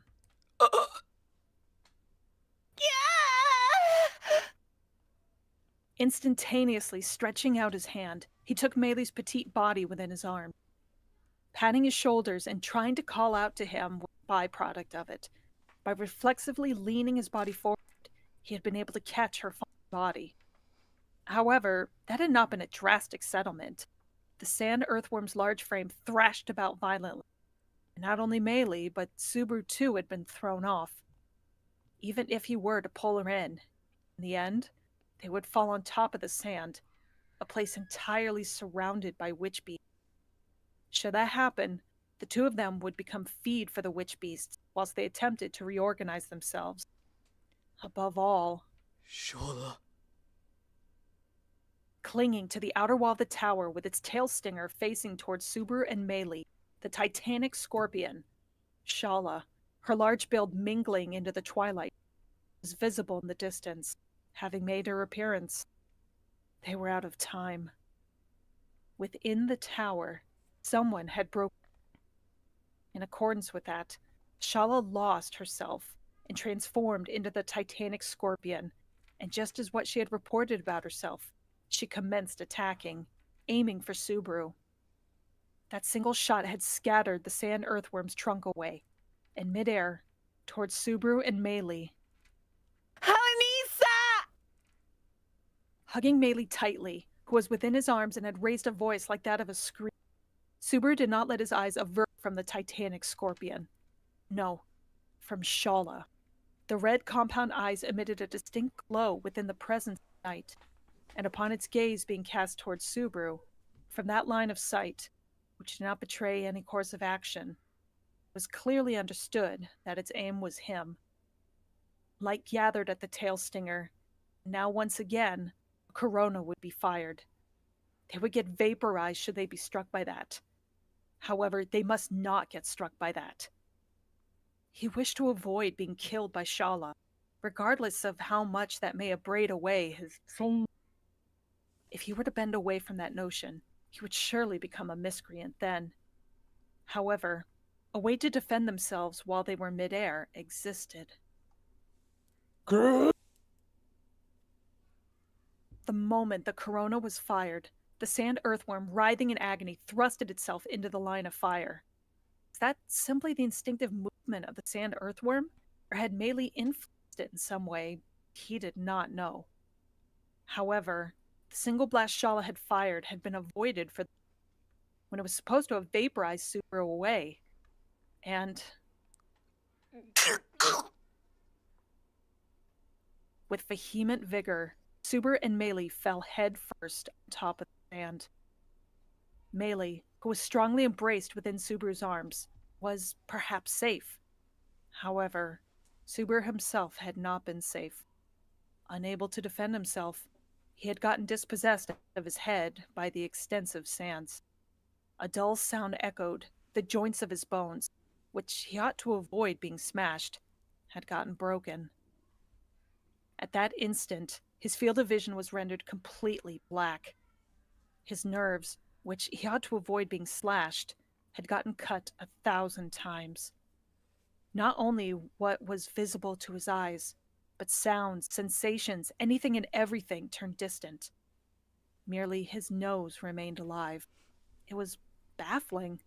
The nose, which was not even expected to be capable of doing something useful normally, for some reason, till the very conclusion of the end, could sense the sweet scent. Within his arms, having been there till recently, that sweet scent. Perhaps, yet remaining alive, that scent. Count 7. Escaping outside of the tower has effectiveness in luring away the witch beast. The witch beast's aim is Subaru. The aim of the shadow and titanic scorpion as well is perhaps the same. Natsuki Subaru alone. Melee cannot be protected.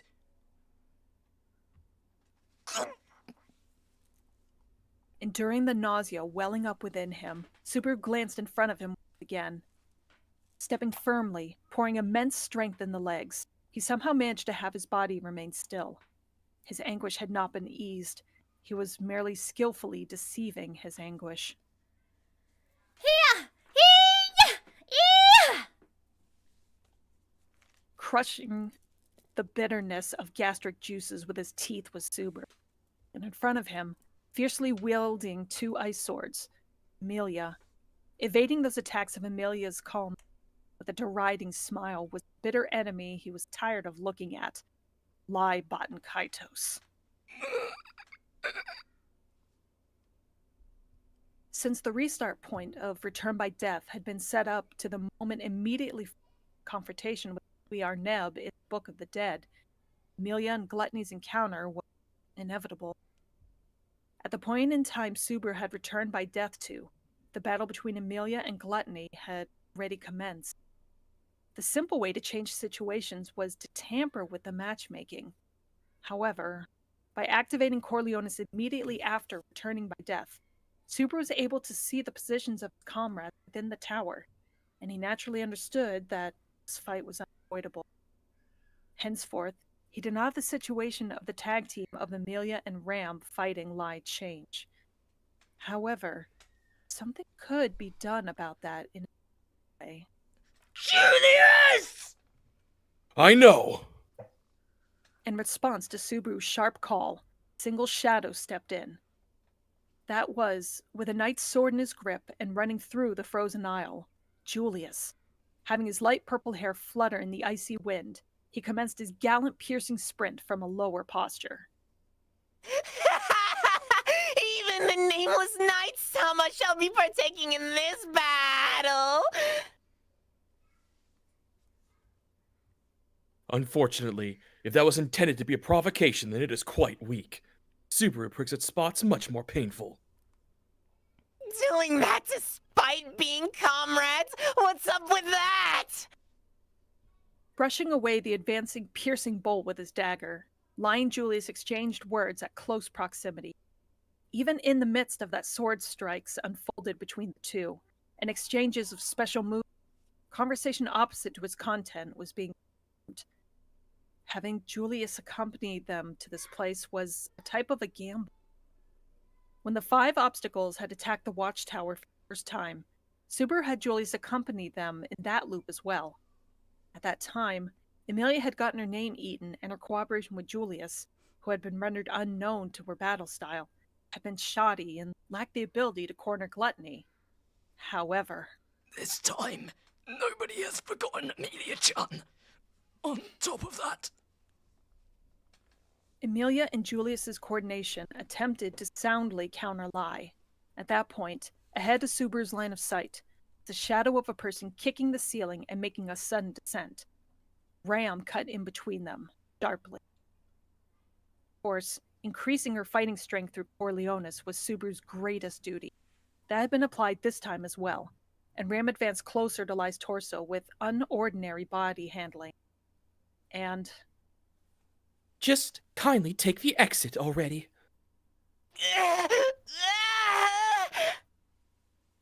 cold words, and her palm, with equal sharpness, drove into Lai's side.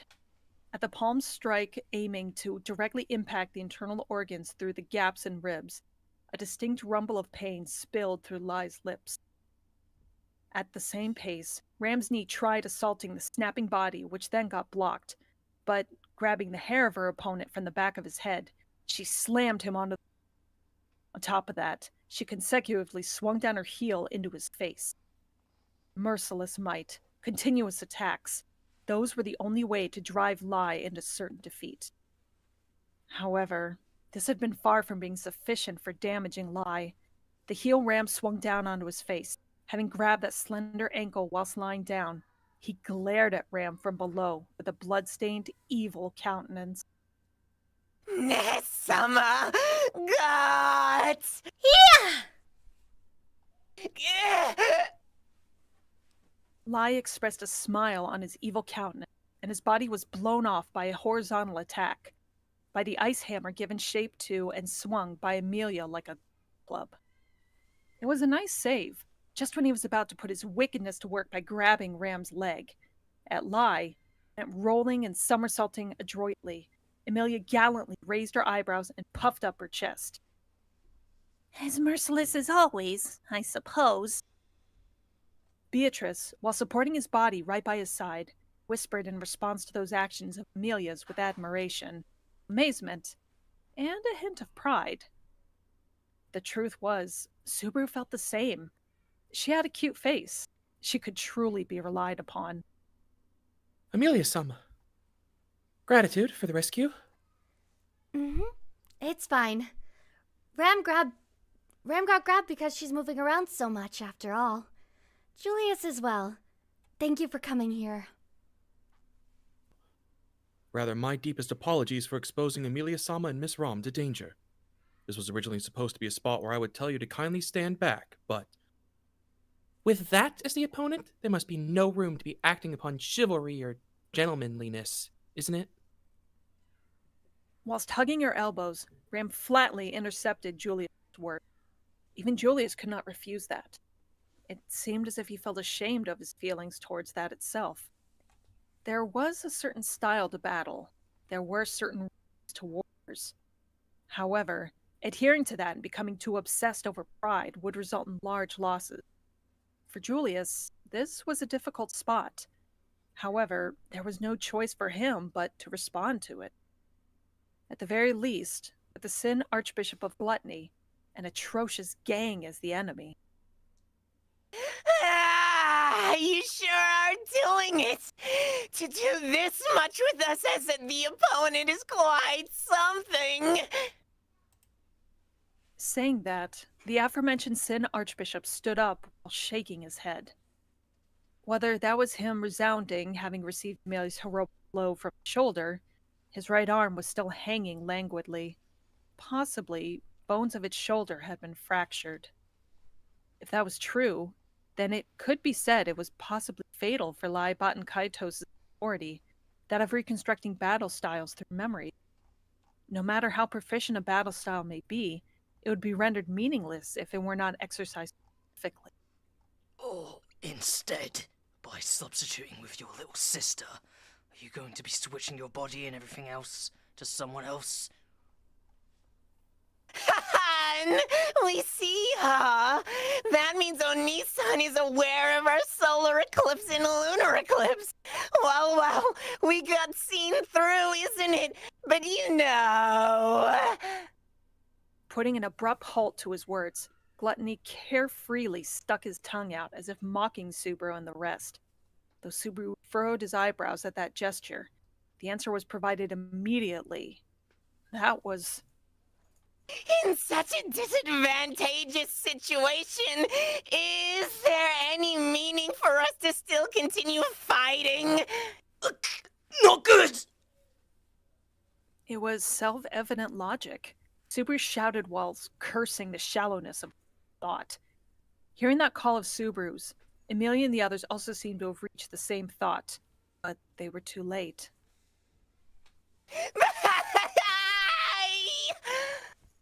With a light wave of his hand, Lai's figure jumped over the space. Using the odd talent of the leaper, he erased his form from the aisle. Stay on the lookout for the surroundings. We do not know where he may appear from yet. It is futile. That bunch, once they're allowed to get away, they escape. That must be why they haven't been caught even once yet, isn't it? Gluttony had rendered his form invisible. Julius had called for vigilance for a surprise attack, but Ram probed into the situation with composure while shaking her head left and right. Subaru, too, felt the same as Ram.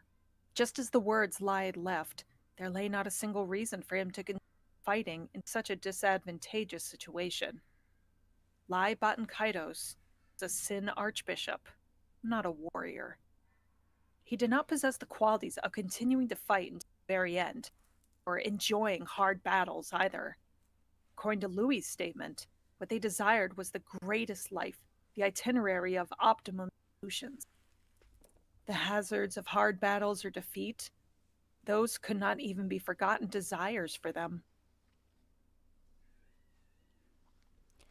Then it's over already? Dumbfounded, Amelia whispered whilst reducing the ice hammer she held in her hand to air.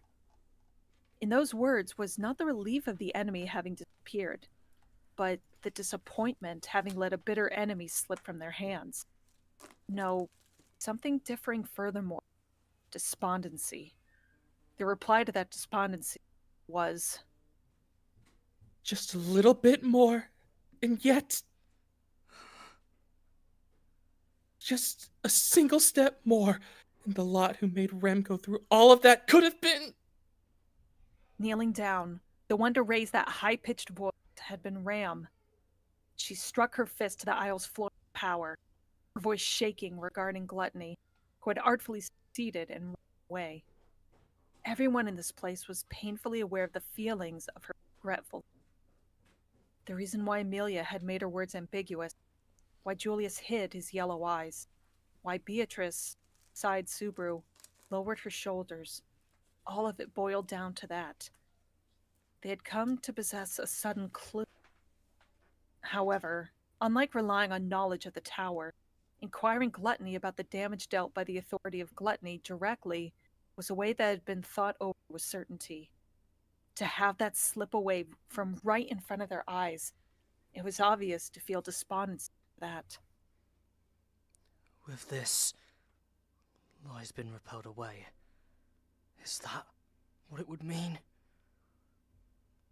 Understanding the feeling of Ram's soul seeking deeper into lamentation, Subaru possessed a different kind of doubt.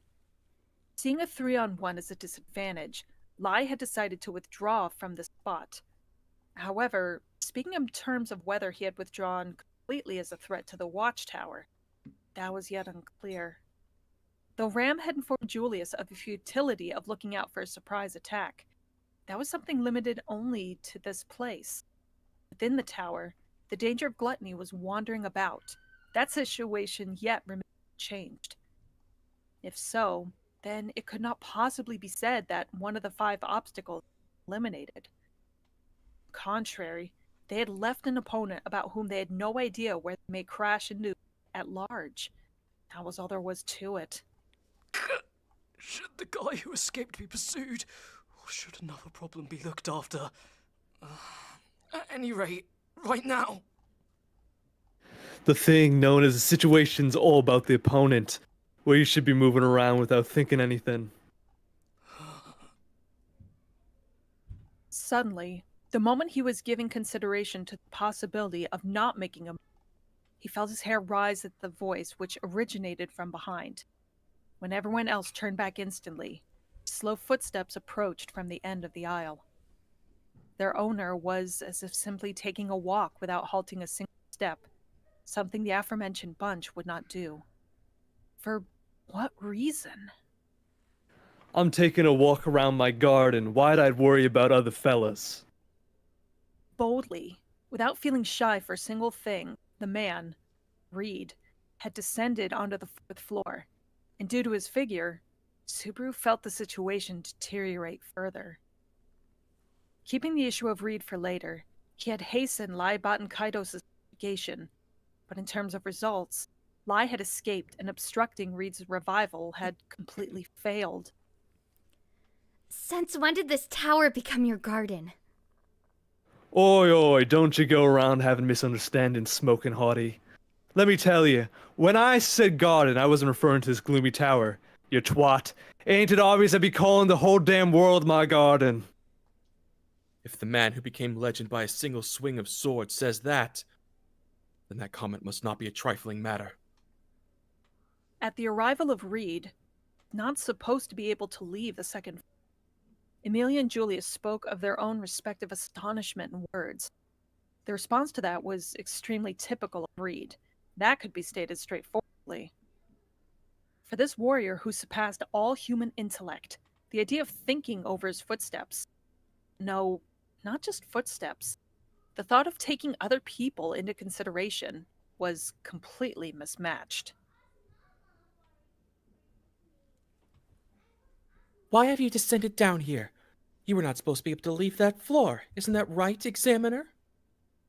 Talking to women knelt down and sunken ain't to my liking. If you want me to answer, then try requesting. I don't think strong-hearted women are bad. Though, I don't think weak-hearted women are bad either. Is that so? Such a sleazebag. Without expecting a direct response, Ram promptly halted her response to Reed. The next instant, Ram, who had kicked the floor with enough force to burst it open, rushed towards the opposing Reed in a straight line and, turning into a pink whirlwind, leapt towards the Sword Saint standing bolt upright. At the same pace, making the best use of her petite build, a high-speed rotating kick was fired from her heel toward Reed's head. Without any exaggeration, a kick strike with enough force to cave his head in. It was a stark kick which, were it to land a direct hit, would blow off his head physically. If not that, then at the very least, extinguish his consciousness. Of course, the respective backfire would flow from Ram into Subaru and ache like a strike of lightning running through his body.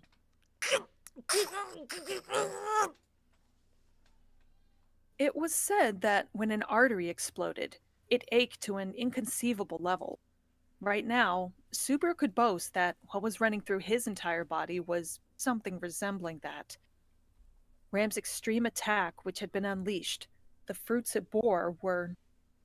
Not bad, but that's all it's got. Had it been Trisha, she would have broken the floor with a single blow, you know. Monster! Don't lump me together with something like monsters. There's gotta be a limit to how low my worth can be, you know. Intercepting the kick of her leg, he had the impact flow into the ground. He had witnessed that earlier, the cancellation of a physical attack that had made the floor and walls of the aisle develop cracks. However, the damage to Reed himself had been blocked perfectly. And towards Ram's abdomen, who had halted movement. Here, try enduring this, you twat! Spinning and turning around his body once, Reed's bulky and sturdy legs sprang up. At the same pace, the sole of his foot captured Ram's body and swept it right upwards energetically.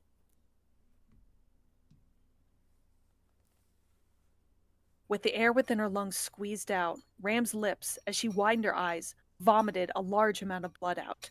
Whilst bathing in that without evading it, Reed narrowed his eye unconcealed by the eye patch and distorted his lips. However, immediately opening up his narrowed eye again, a voice spilled out. The hell? It was It was successful. successful, wasn't it? Wasn't I think it? it's me. Good. It was successful, wasn't it? At that instant, Ram grasped the leg caved into her abdomen and using her entire body, settled the joint of her knee, with an attitude as if she were unaffected by the impact of the strike which had pierced through her abdomen. Seeing that, Reed carved a puzzled expression. The hell?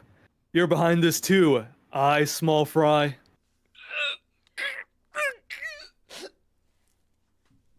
With a damp voice, he told Subaru, gnashed his molars due to anguish like a bowling ball had been thrown into the pit of his stomach. No! Don't get any closer to Subaru! Immediately afterwards, Amelia stepped ahead, upon observing hazardous emotions flash through her eyes. However, upon her advance, Reed swung his arm in annoyance, purloining the ice sword driven into him, and struck Amelia's shoulder with its handle without mercy, then energetically kicked her as she fell. You're in the way. Receiving the kick, Amelia was physically blown away. Much frighteningly, Reed did that with the leg whose knee was supposed to be captured in grip. In other words, while still having Ram clinging onto his leg, he had kicked and sent Amelia flying. In the end, no matter how much strength Ram may pour in, it could not do anything to Reed's knee.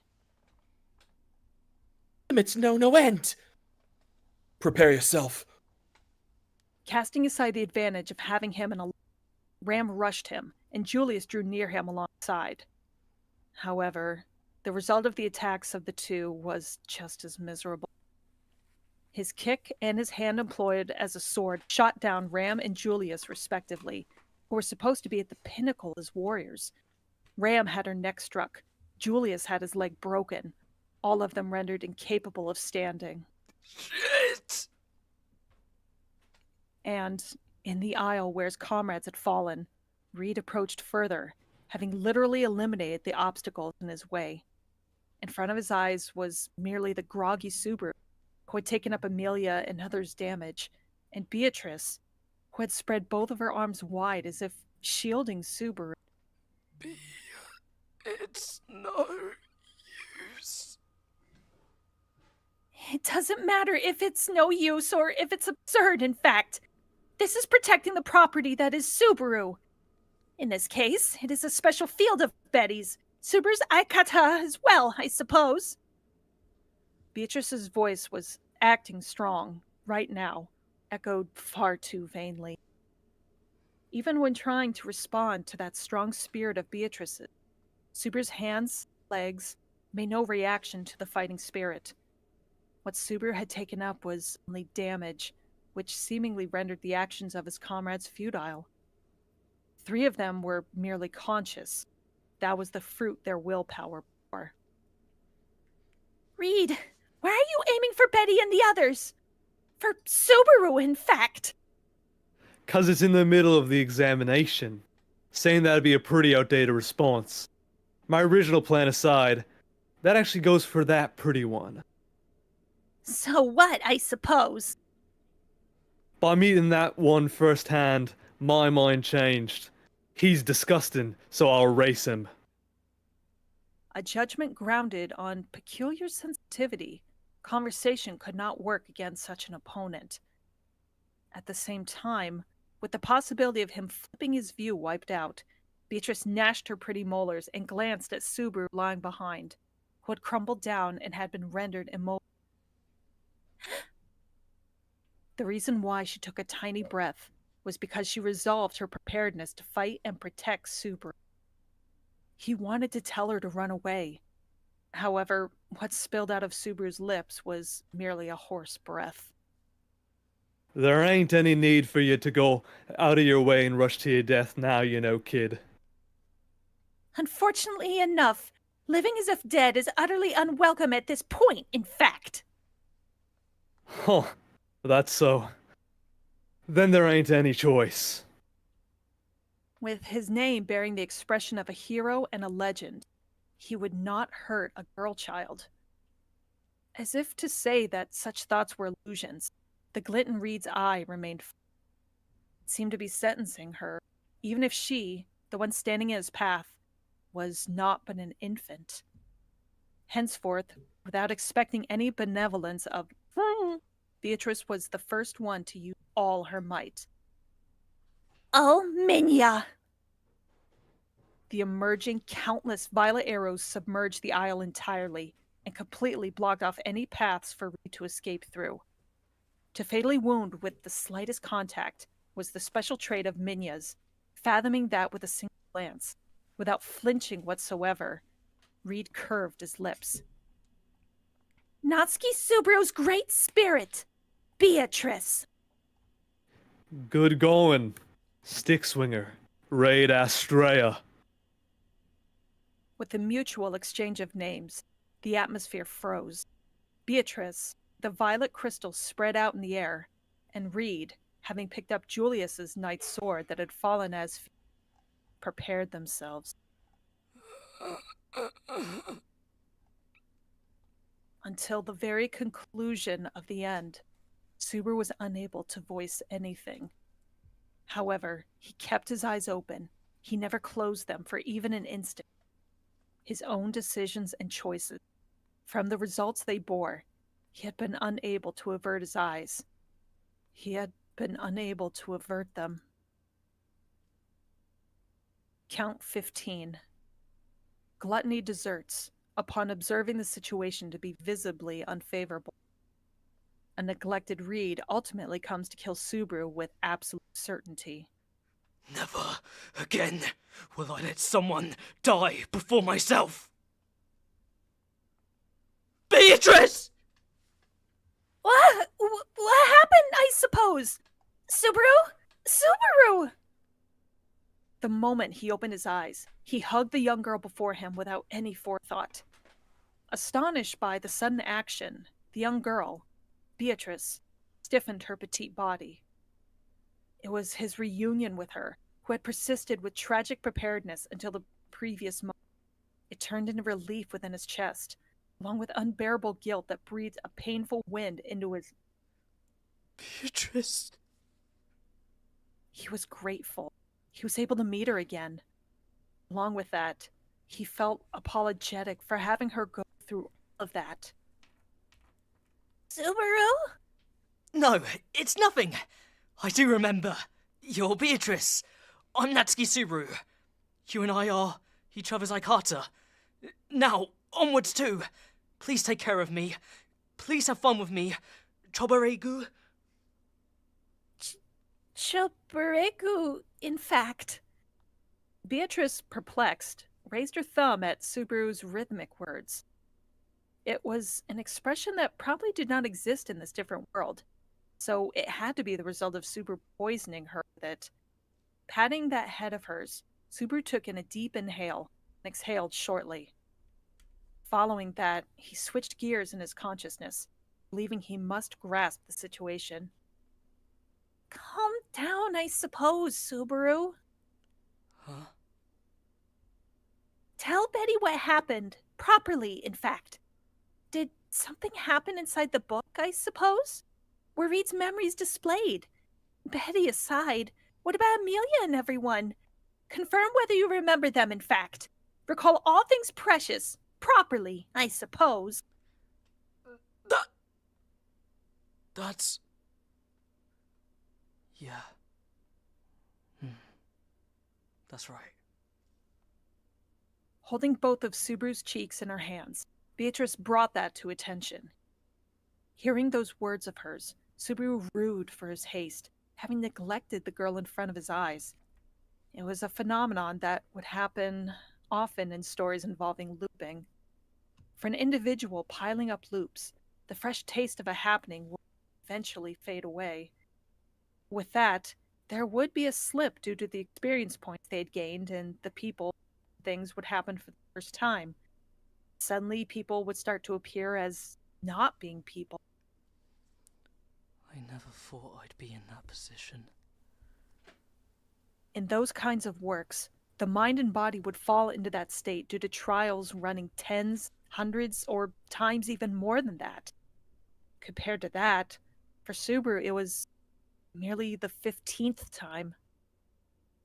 To stop thinking of people as people in merely 15 loops, perhaps it could be said his soul is turning harsher.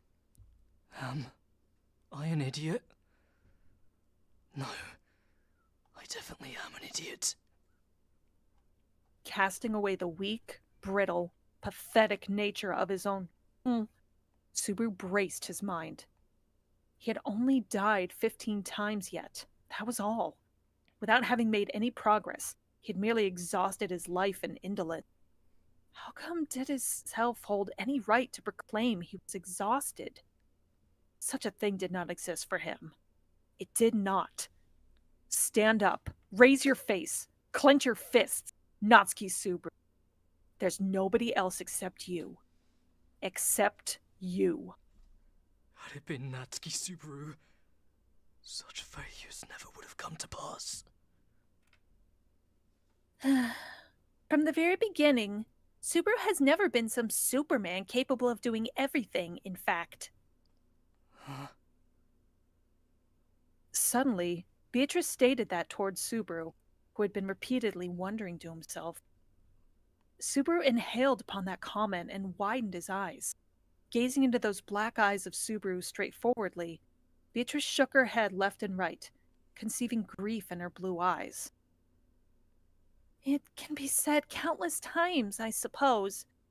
Subaru is no such Superman who can do anything, in fact. Always frantic about what lies in front, gets hurt for everyone's sake.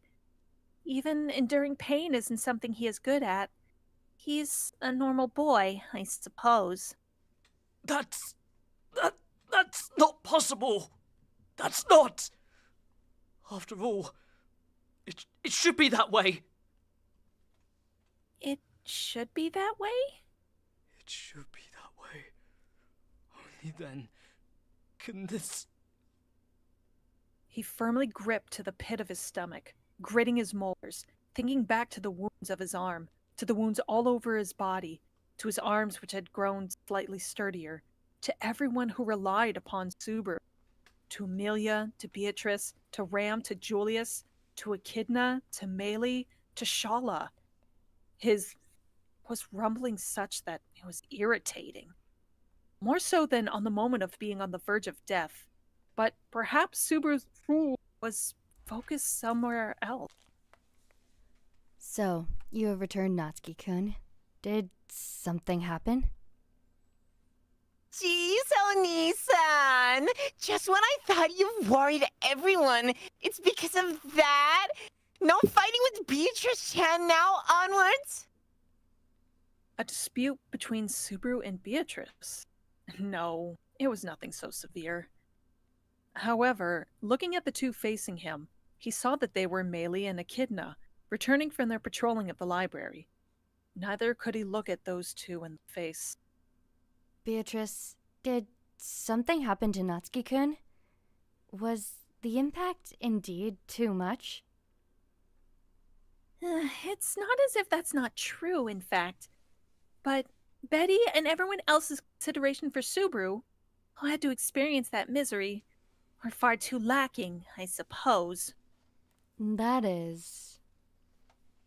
Echidna furrowed her eyebrows at Beatrice, who turned her gaze downwards after staring at Subaru. However, she immediately nodded, as if having judged the circumstance. Shala, who rushed out, and Julius, who went after her, have not returned? I am also worried about Amelia-san and Rem-san, who went to go see Rem-san. I would like to join up with at least either of them, but... Echidna and Melee head to the balcony, in fact.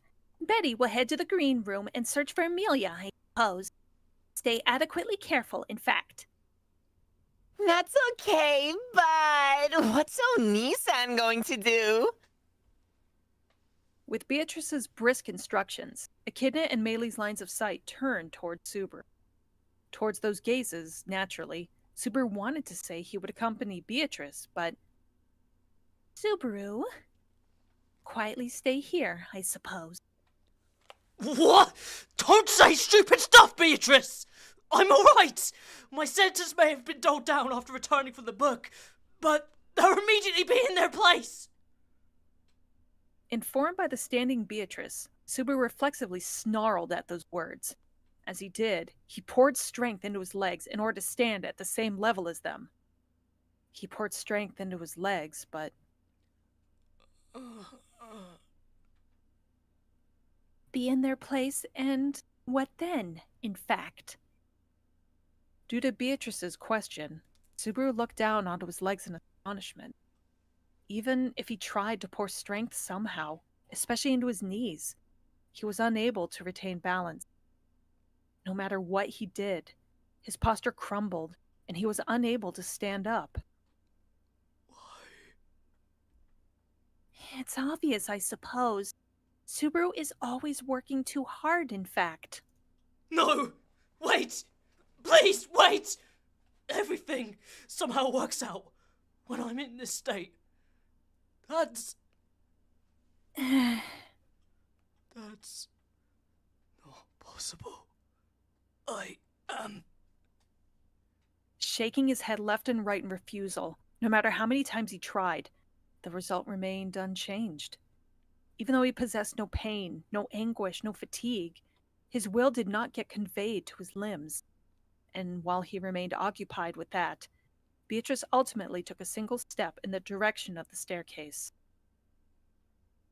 Subaru, Betty and the rest will cover whatever remains lacking, I suppose. That is why you don't have to think of doing anything and everything all alone, in fact. After all... Beatrice... After all, that's Natsuki Subaru's style, I suppose. Leaving behind a smile for Subaru, widened his eyes in astonishment, Beatrice dashed.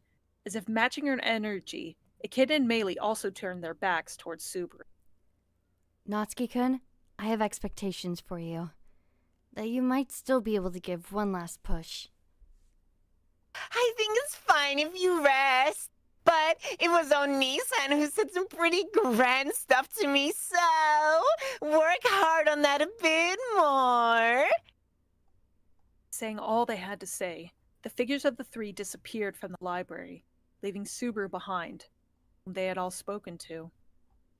If they were to take the staircase from the 3rd floor, the three would encounter Julius, who would be making his way back at this time. Or perhaps at this rate, Julius would not come and drag Subaru out. That expectation as well he had embraced. No way. He'd come if Beatrice says all that. Expected that. Much less, the Subaru after returning from the Book of the Dead had been seen by the two of Echidna and Meili. There was no way their kind selves would not relay that. However, that solicitude came at the cost of life, even though he did not want to see someone among his comrades die before him.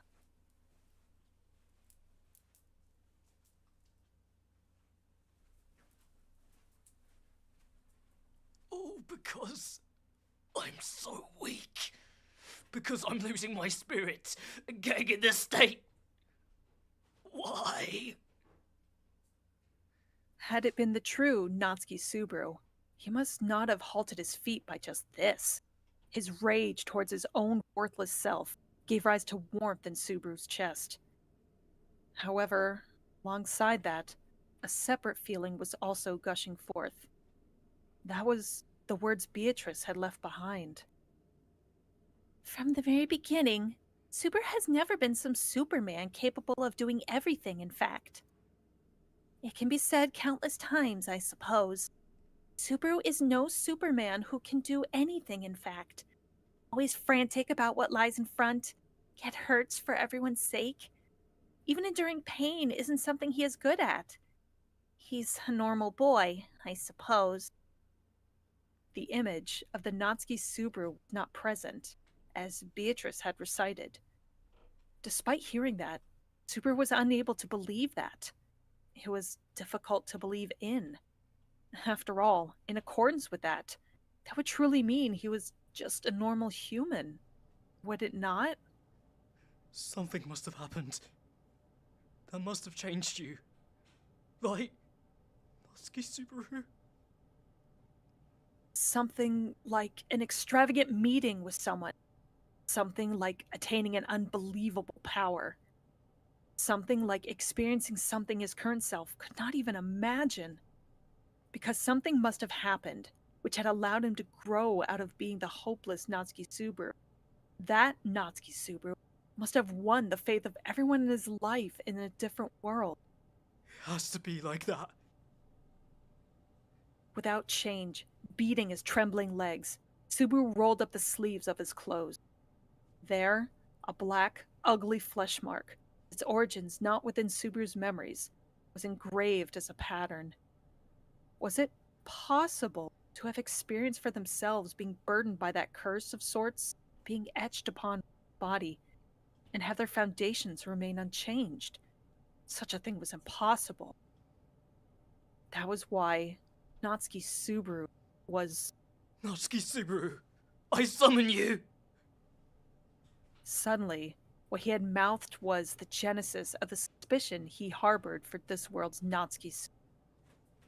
The message for the existence absent here who had, upon times, been engraved upon his arm.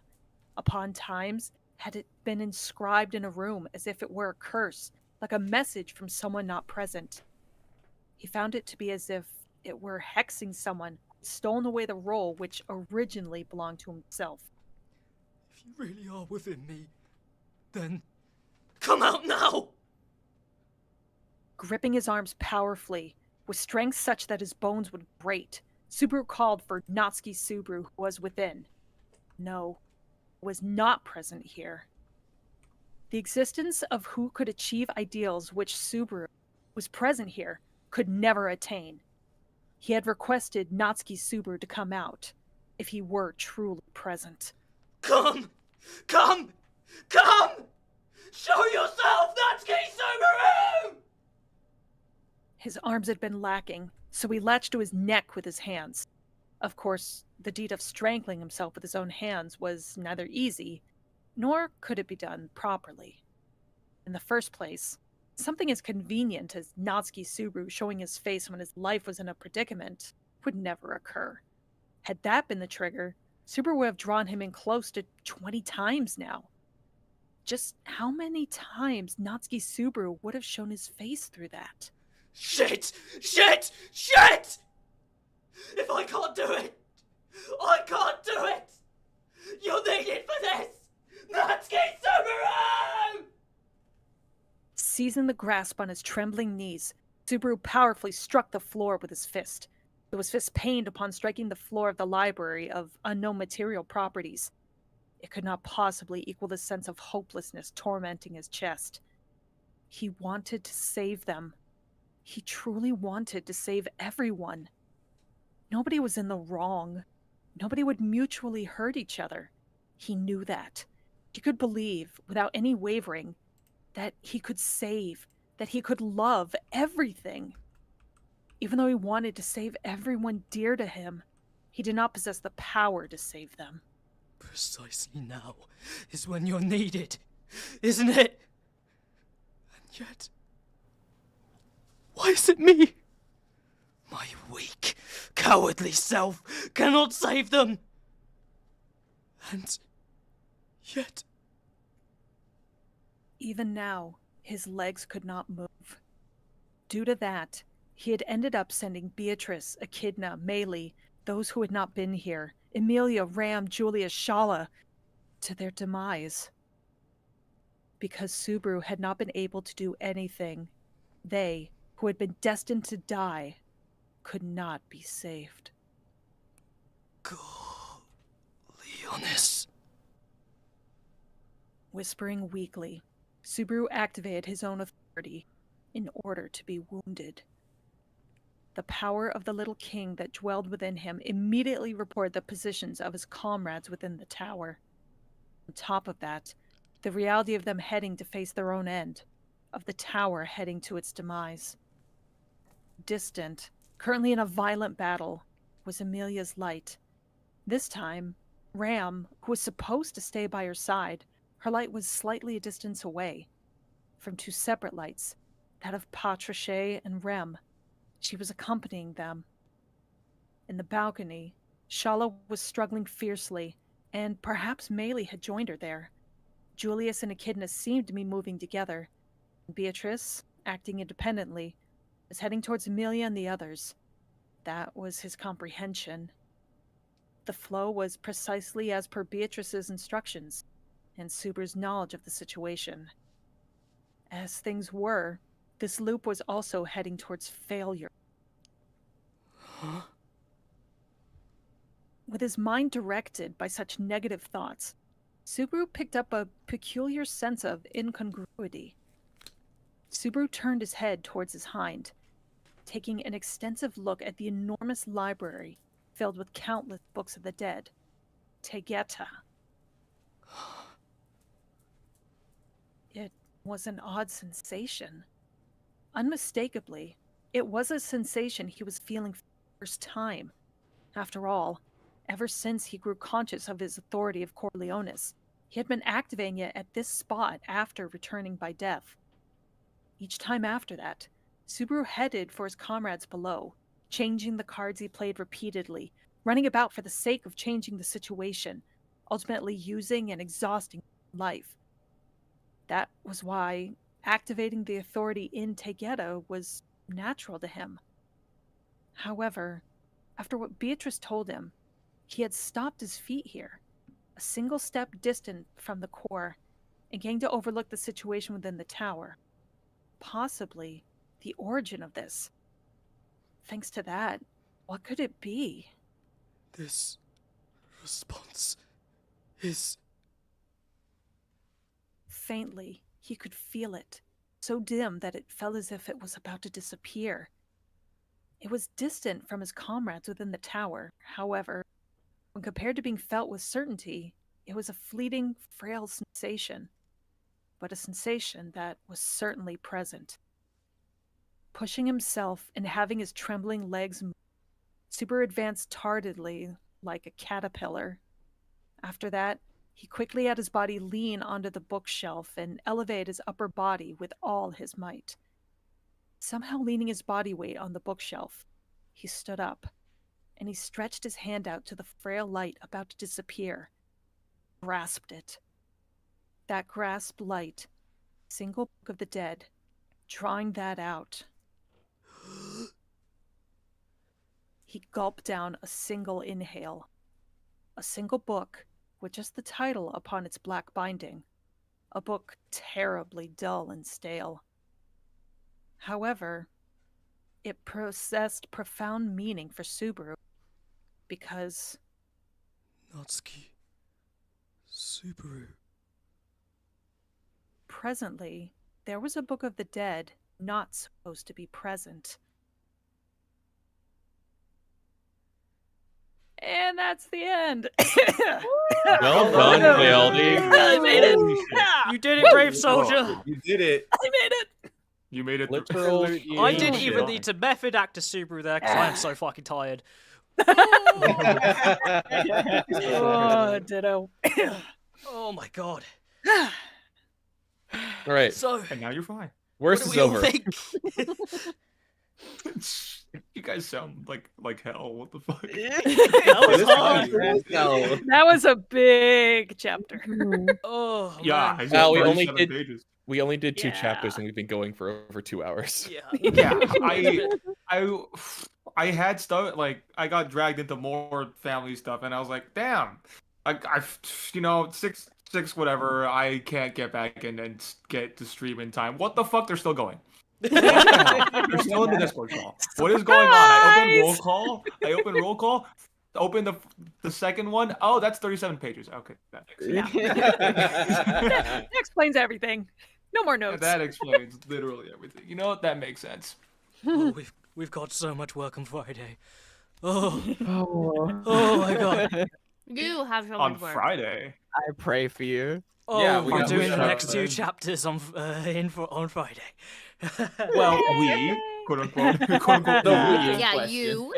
quote unquote It's you. You and narrators For and sure. Taildy. I'm saying we to keep me sane right now. Wait, oh, shit. Yeah, because I think That's fine.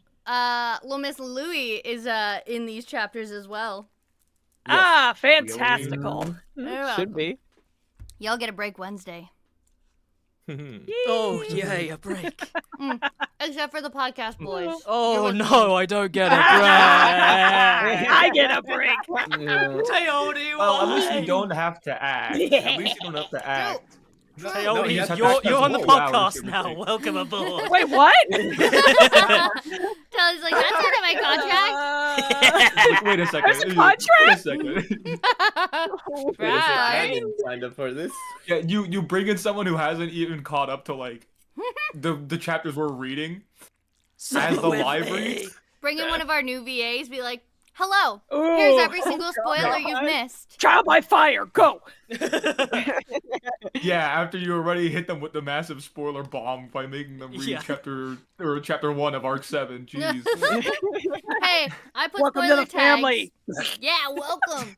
Literally, the rest of the characters for the next few phases, I'm gonna have to spoiler tag all of them, and it's just gonna be at so it's like little gray bars.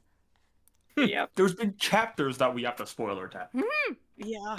Yeah. Yeah, I haven't done that yet. I've just been like, fuck it, we're in Arc 7 territory, y'all. If you haven't caught up That's a yet. problem for future me. See, I'm catching up, so the rest of you can also catch up. What's your excuse? They've been shot in the leg and are recovering in the hospital. But you could read with a shot leg. You can. Oh my God. Wait, Yeah. do you actually? Are you okay? No. You're not No, okay, yeah. or that didn't happen. Well, I haven't been shot. I'm not okay. So What? no works on both accounts. Oh. What's that? Are you okay? Okay, no, you're Yeah. not, but oh my god, why did you come in?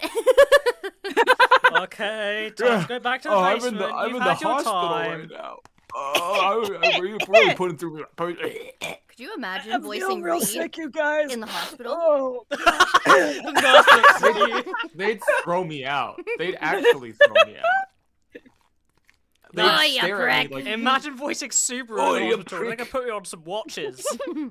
yeah, like they have people coming by with stretchers down the hall. Oh, you damn hottie! They just do that through the door. Oh, you twat. Give me You some of share that in a room with morphine. somebody, they're just frantically pounding on the nurse call button, like, come on, please, help me. And then you have like, Crazy. of course, you gotta have like the over exaggerated. Like they look through the window. I'm swinging my arms around. Oh, you twat! Like the IV bag is just flailing A around. trip straight to the psych ward for you. I swear, there's people in my Special ears. jacket for you to wear. They try to like cozy. open the door, and it's like, why is the hospital patient door locked? I like look up. Hold on, give me a second. I'm in the middle of reading the Hold line. on, Oh, I'm you working. Fucking twat. I'm recording. Please don't take my blood now. Don't try and throw me out or ask me what's going on. I am completely fine. I'm just screaming. Okay. Oh god, imagine voicing Subaru in It's the called hospital. voice acting. It's not a phase, nurse. Voicing phase. Subaru in the hospital would be worse. It would be Yeah. significantly worse. I would be Any put of on the watch. 10 Archbishop. The bunny scene. The bunny scene in the Oh my hospital. god, no, Hell that would yeah. be. I think Oh, everyone yeah. would be. Oh no. I've told you guys the That's the story quickest way to get thrown out. of my dad knowing who Amelia and Rem are, right? No. Oh god. I didn't No, hear that. No, yeah, right. not this story. Both my parents Story are in time. healthcare. My dad's was an RT. He switched back to teaching. And I was showing him a picture of Amelia and Rem. I'm like, yeah, I'm voicing these guys. And he's like, oh, I recognize the white-haired one. And I was like, oh, how? He's like, well, I pulled one out of someone's ass the other day. And I was like, Dad, what the fuck? Dad, what the fuck? And he's like, yeah, we do that often. They say they fall in. You mean like Oh, a figure. the entire Amelia's figure was figurine? up an asshole. How? And he Just had the to entire regulate figurine. this person's breathing as they pulled it out of its ass, their asshole. And my dad's like, Thank yeah, you I for recognize her. You're Some welcome. fella. Shared trauma. Some fella Some- just wanted her that bad. That bad. Jesus Christ. And that's Arc how. 2 Subaru vibes, I right? mean, I guess we know. Yeah. I guess we know they're into pegging or something. Jesus Christ. Yeah. They just didn't practice it safely. Damn. Yeah. That So my didn't- parents won't mm. watch anything we do, but they know who the characters are from Trauma. You're welcome, everybody. Jesus Christ. Oh my god, what? Oh. The travesty of the modern age. Oh, Truly. people have been sticking things places they don't go for. Well, I mean, millennia. like Let's before not it was act just like- stick and stone, you know. If you go far back enough, I shove rock. But now it's I shove entire figurine of character who I am My like, waifu. like unhealthily attracted to, even though they're fictional, right? It's ooh. I know, but that's just the nature. Just now, it's more likely that someone will find out about it. Like all Rather of than us. it's like, oh, Ugg was weird. He went to the bushes one day, made some weird sounds, and then he just dropped over dead. yeah. No, Ooga ooh ran off in the back and behind the tree Oh with my with God. 5 rocks. And then we didn't hear from Ooga ooh again. Ooga ooh kind of. Nope. I don't know what happened to him. Rip. A true legend. The legend of Ooga ooh, who disappeared behind the tree with 5 rocks. I'm I'm sorry, Just saying no everyone. doubt of Ooga. existence. I am so traumatized. This is your fault, Kyle. All right, we should is. probably call it there then before we I keep think that's the digging best that way hole to call deep. it. This has been a wonderful stream, everyone. Thank you for I sticking don't with know. us. We're Thank tired. you. Get ready Sorry for for some the of the end most there. emotional chapters next time. Bye.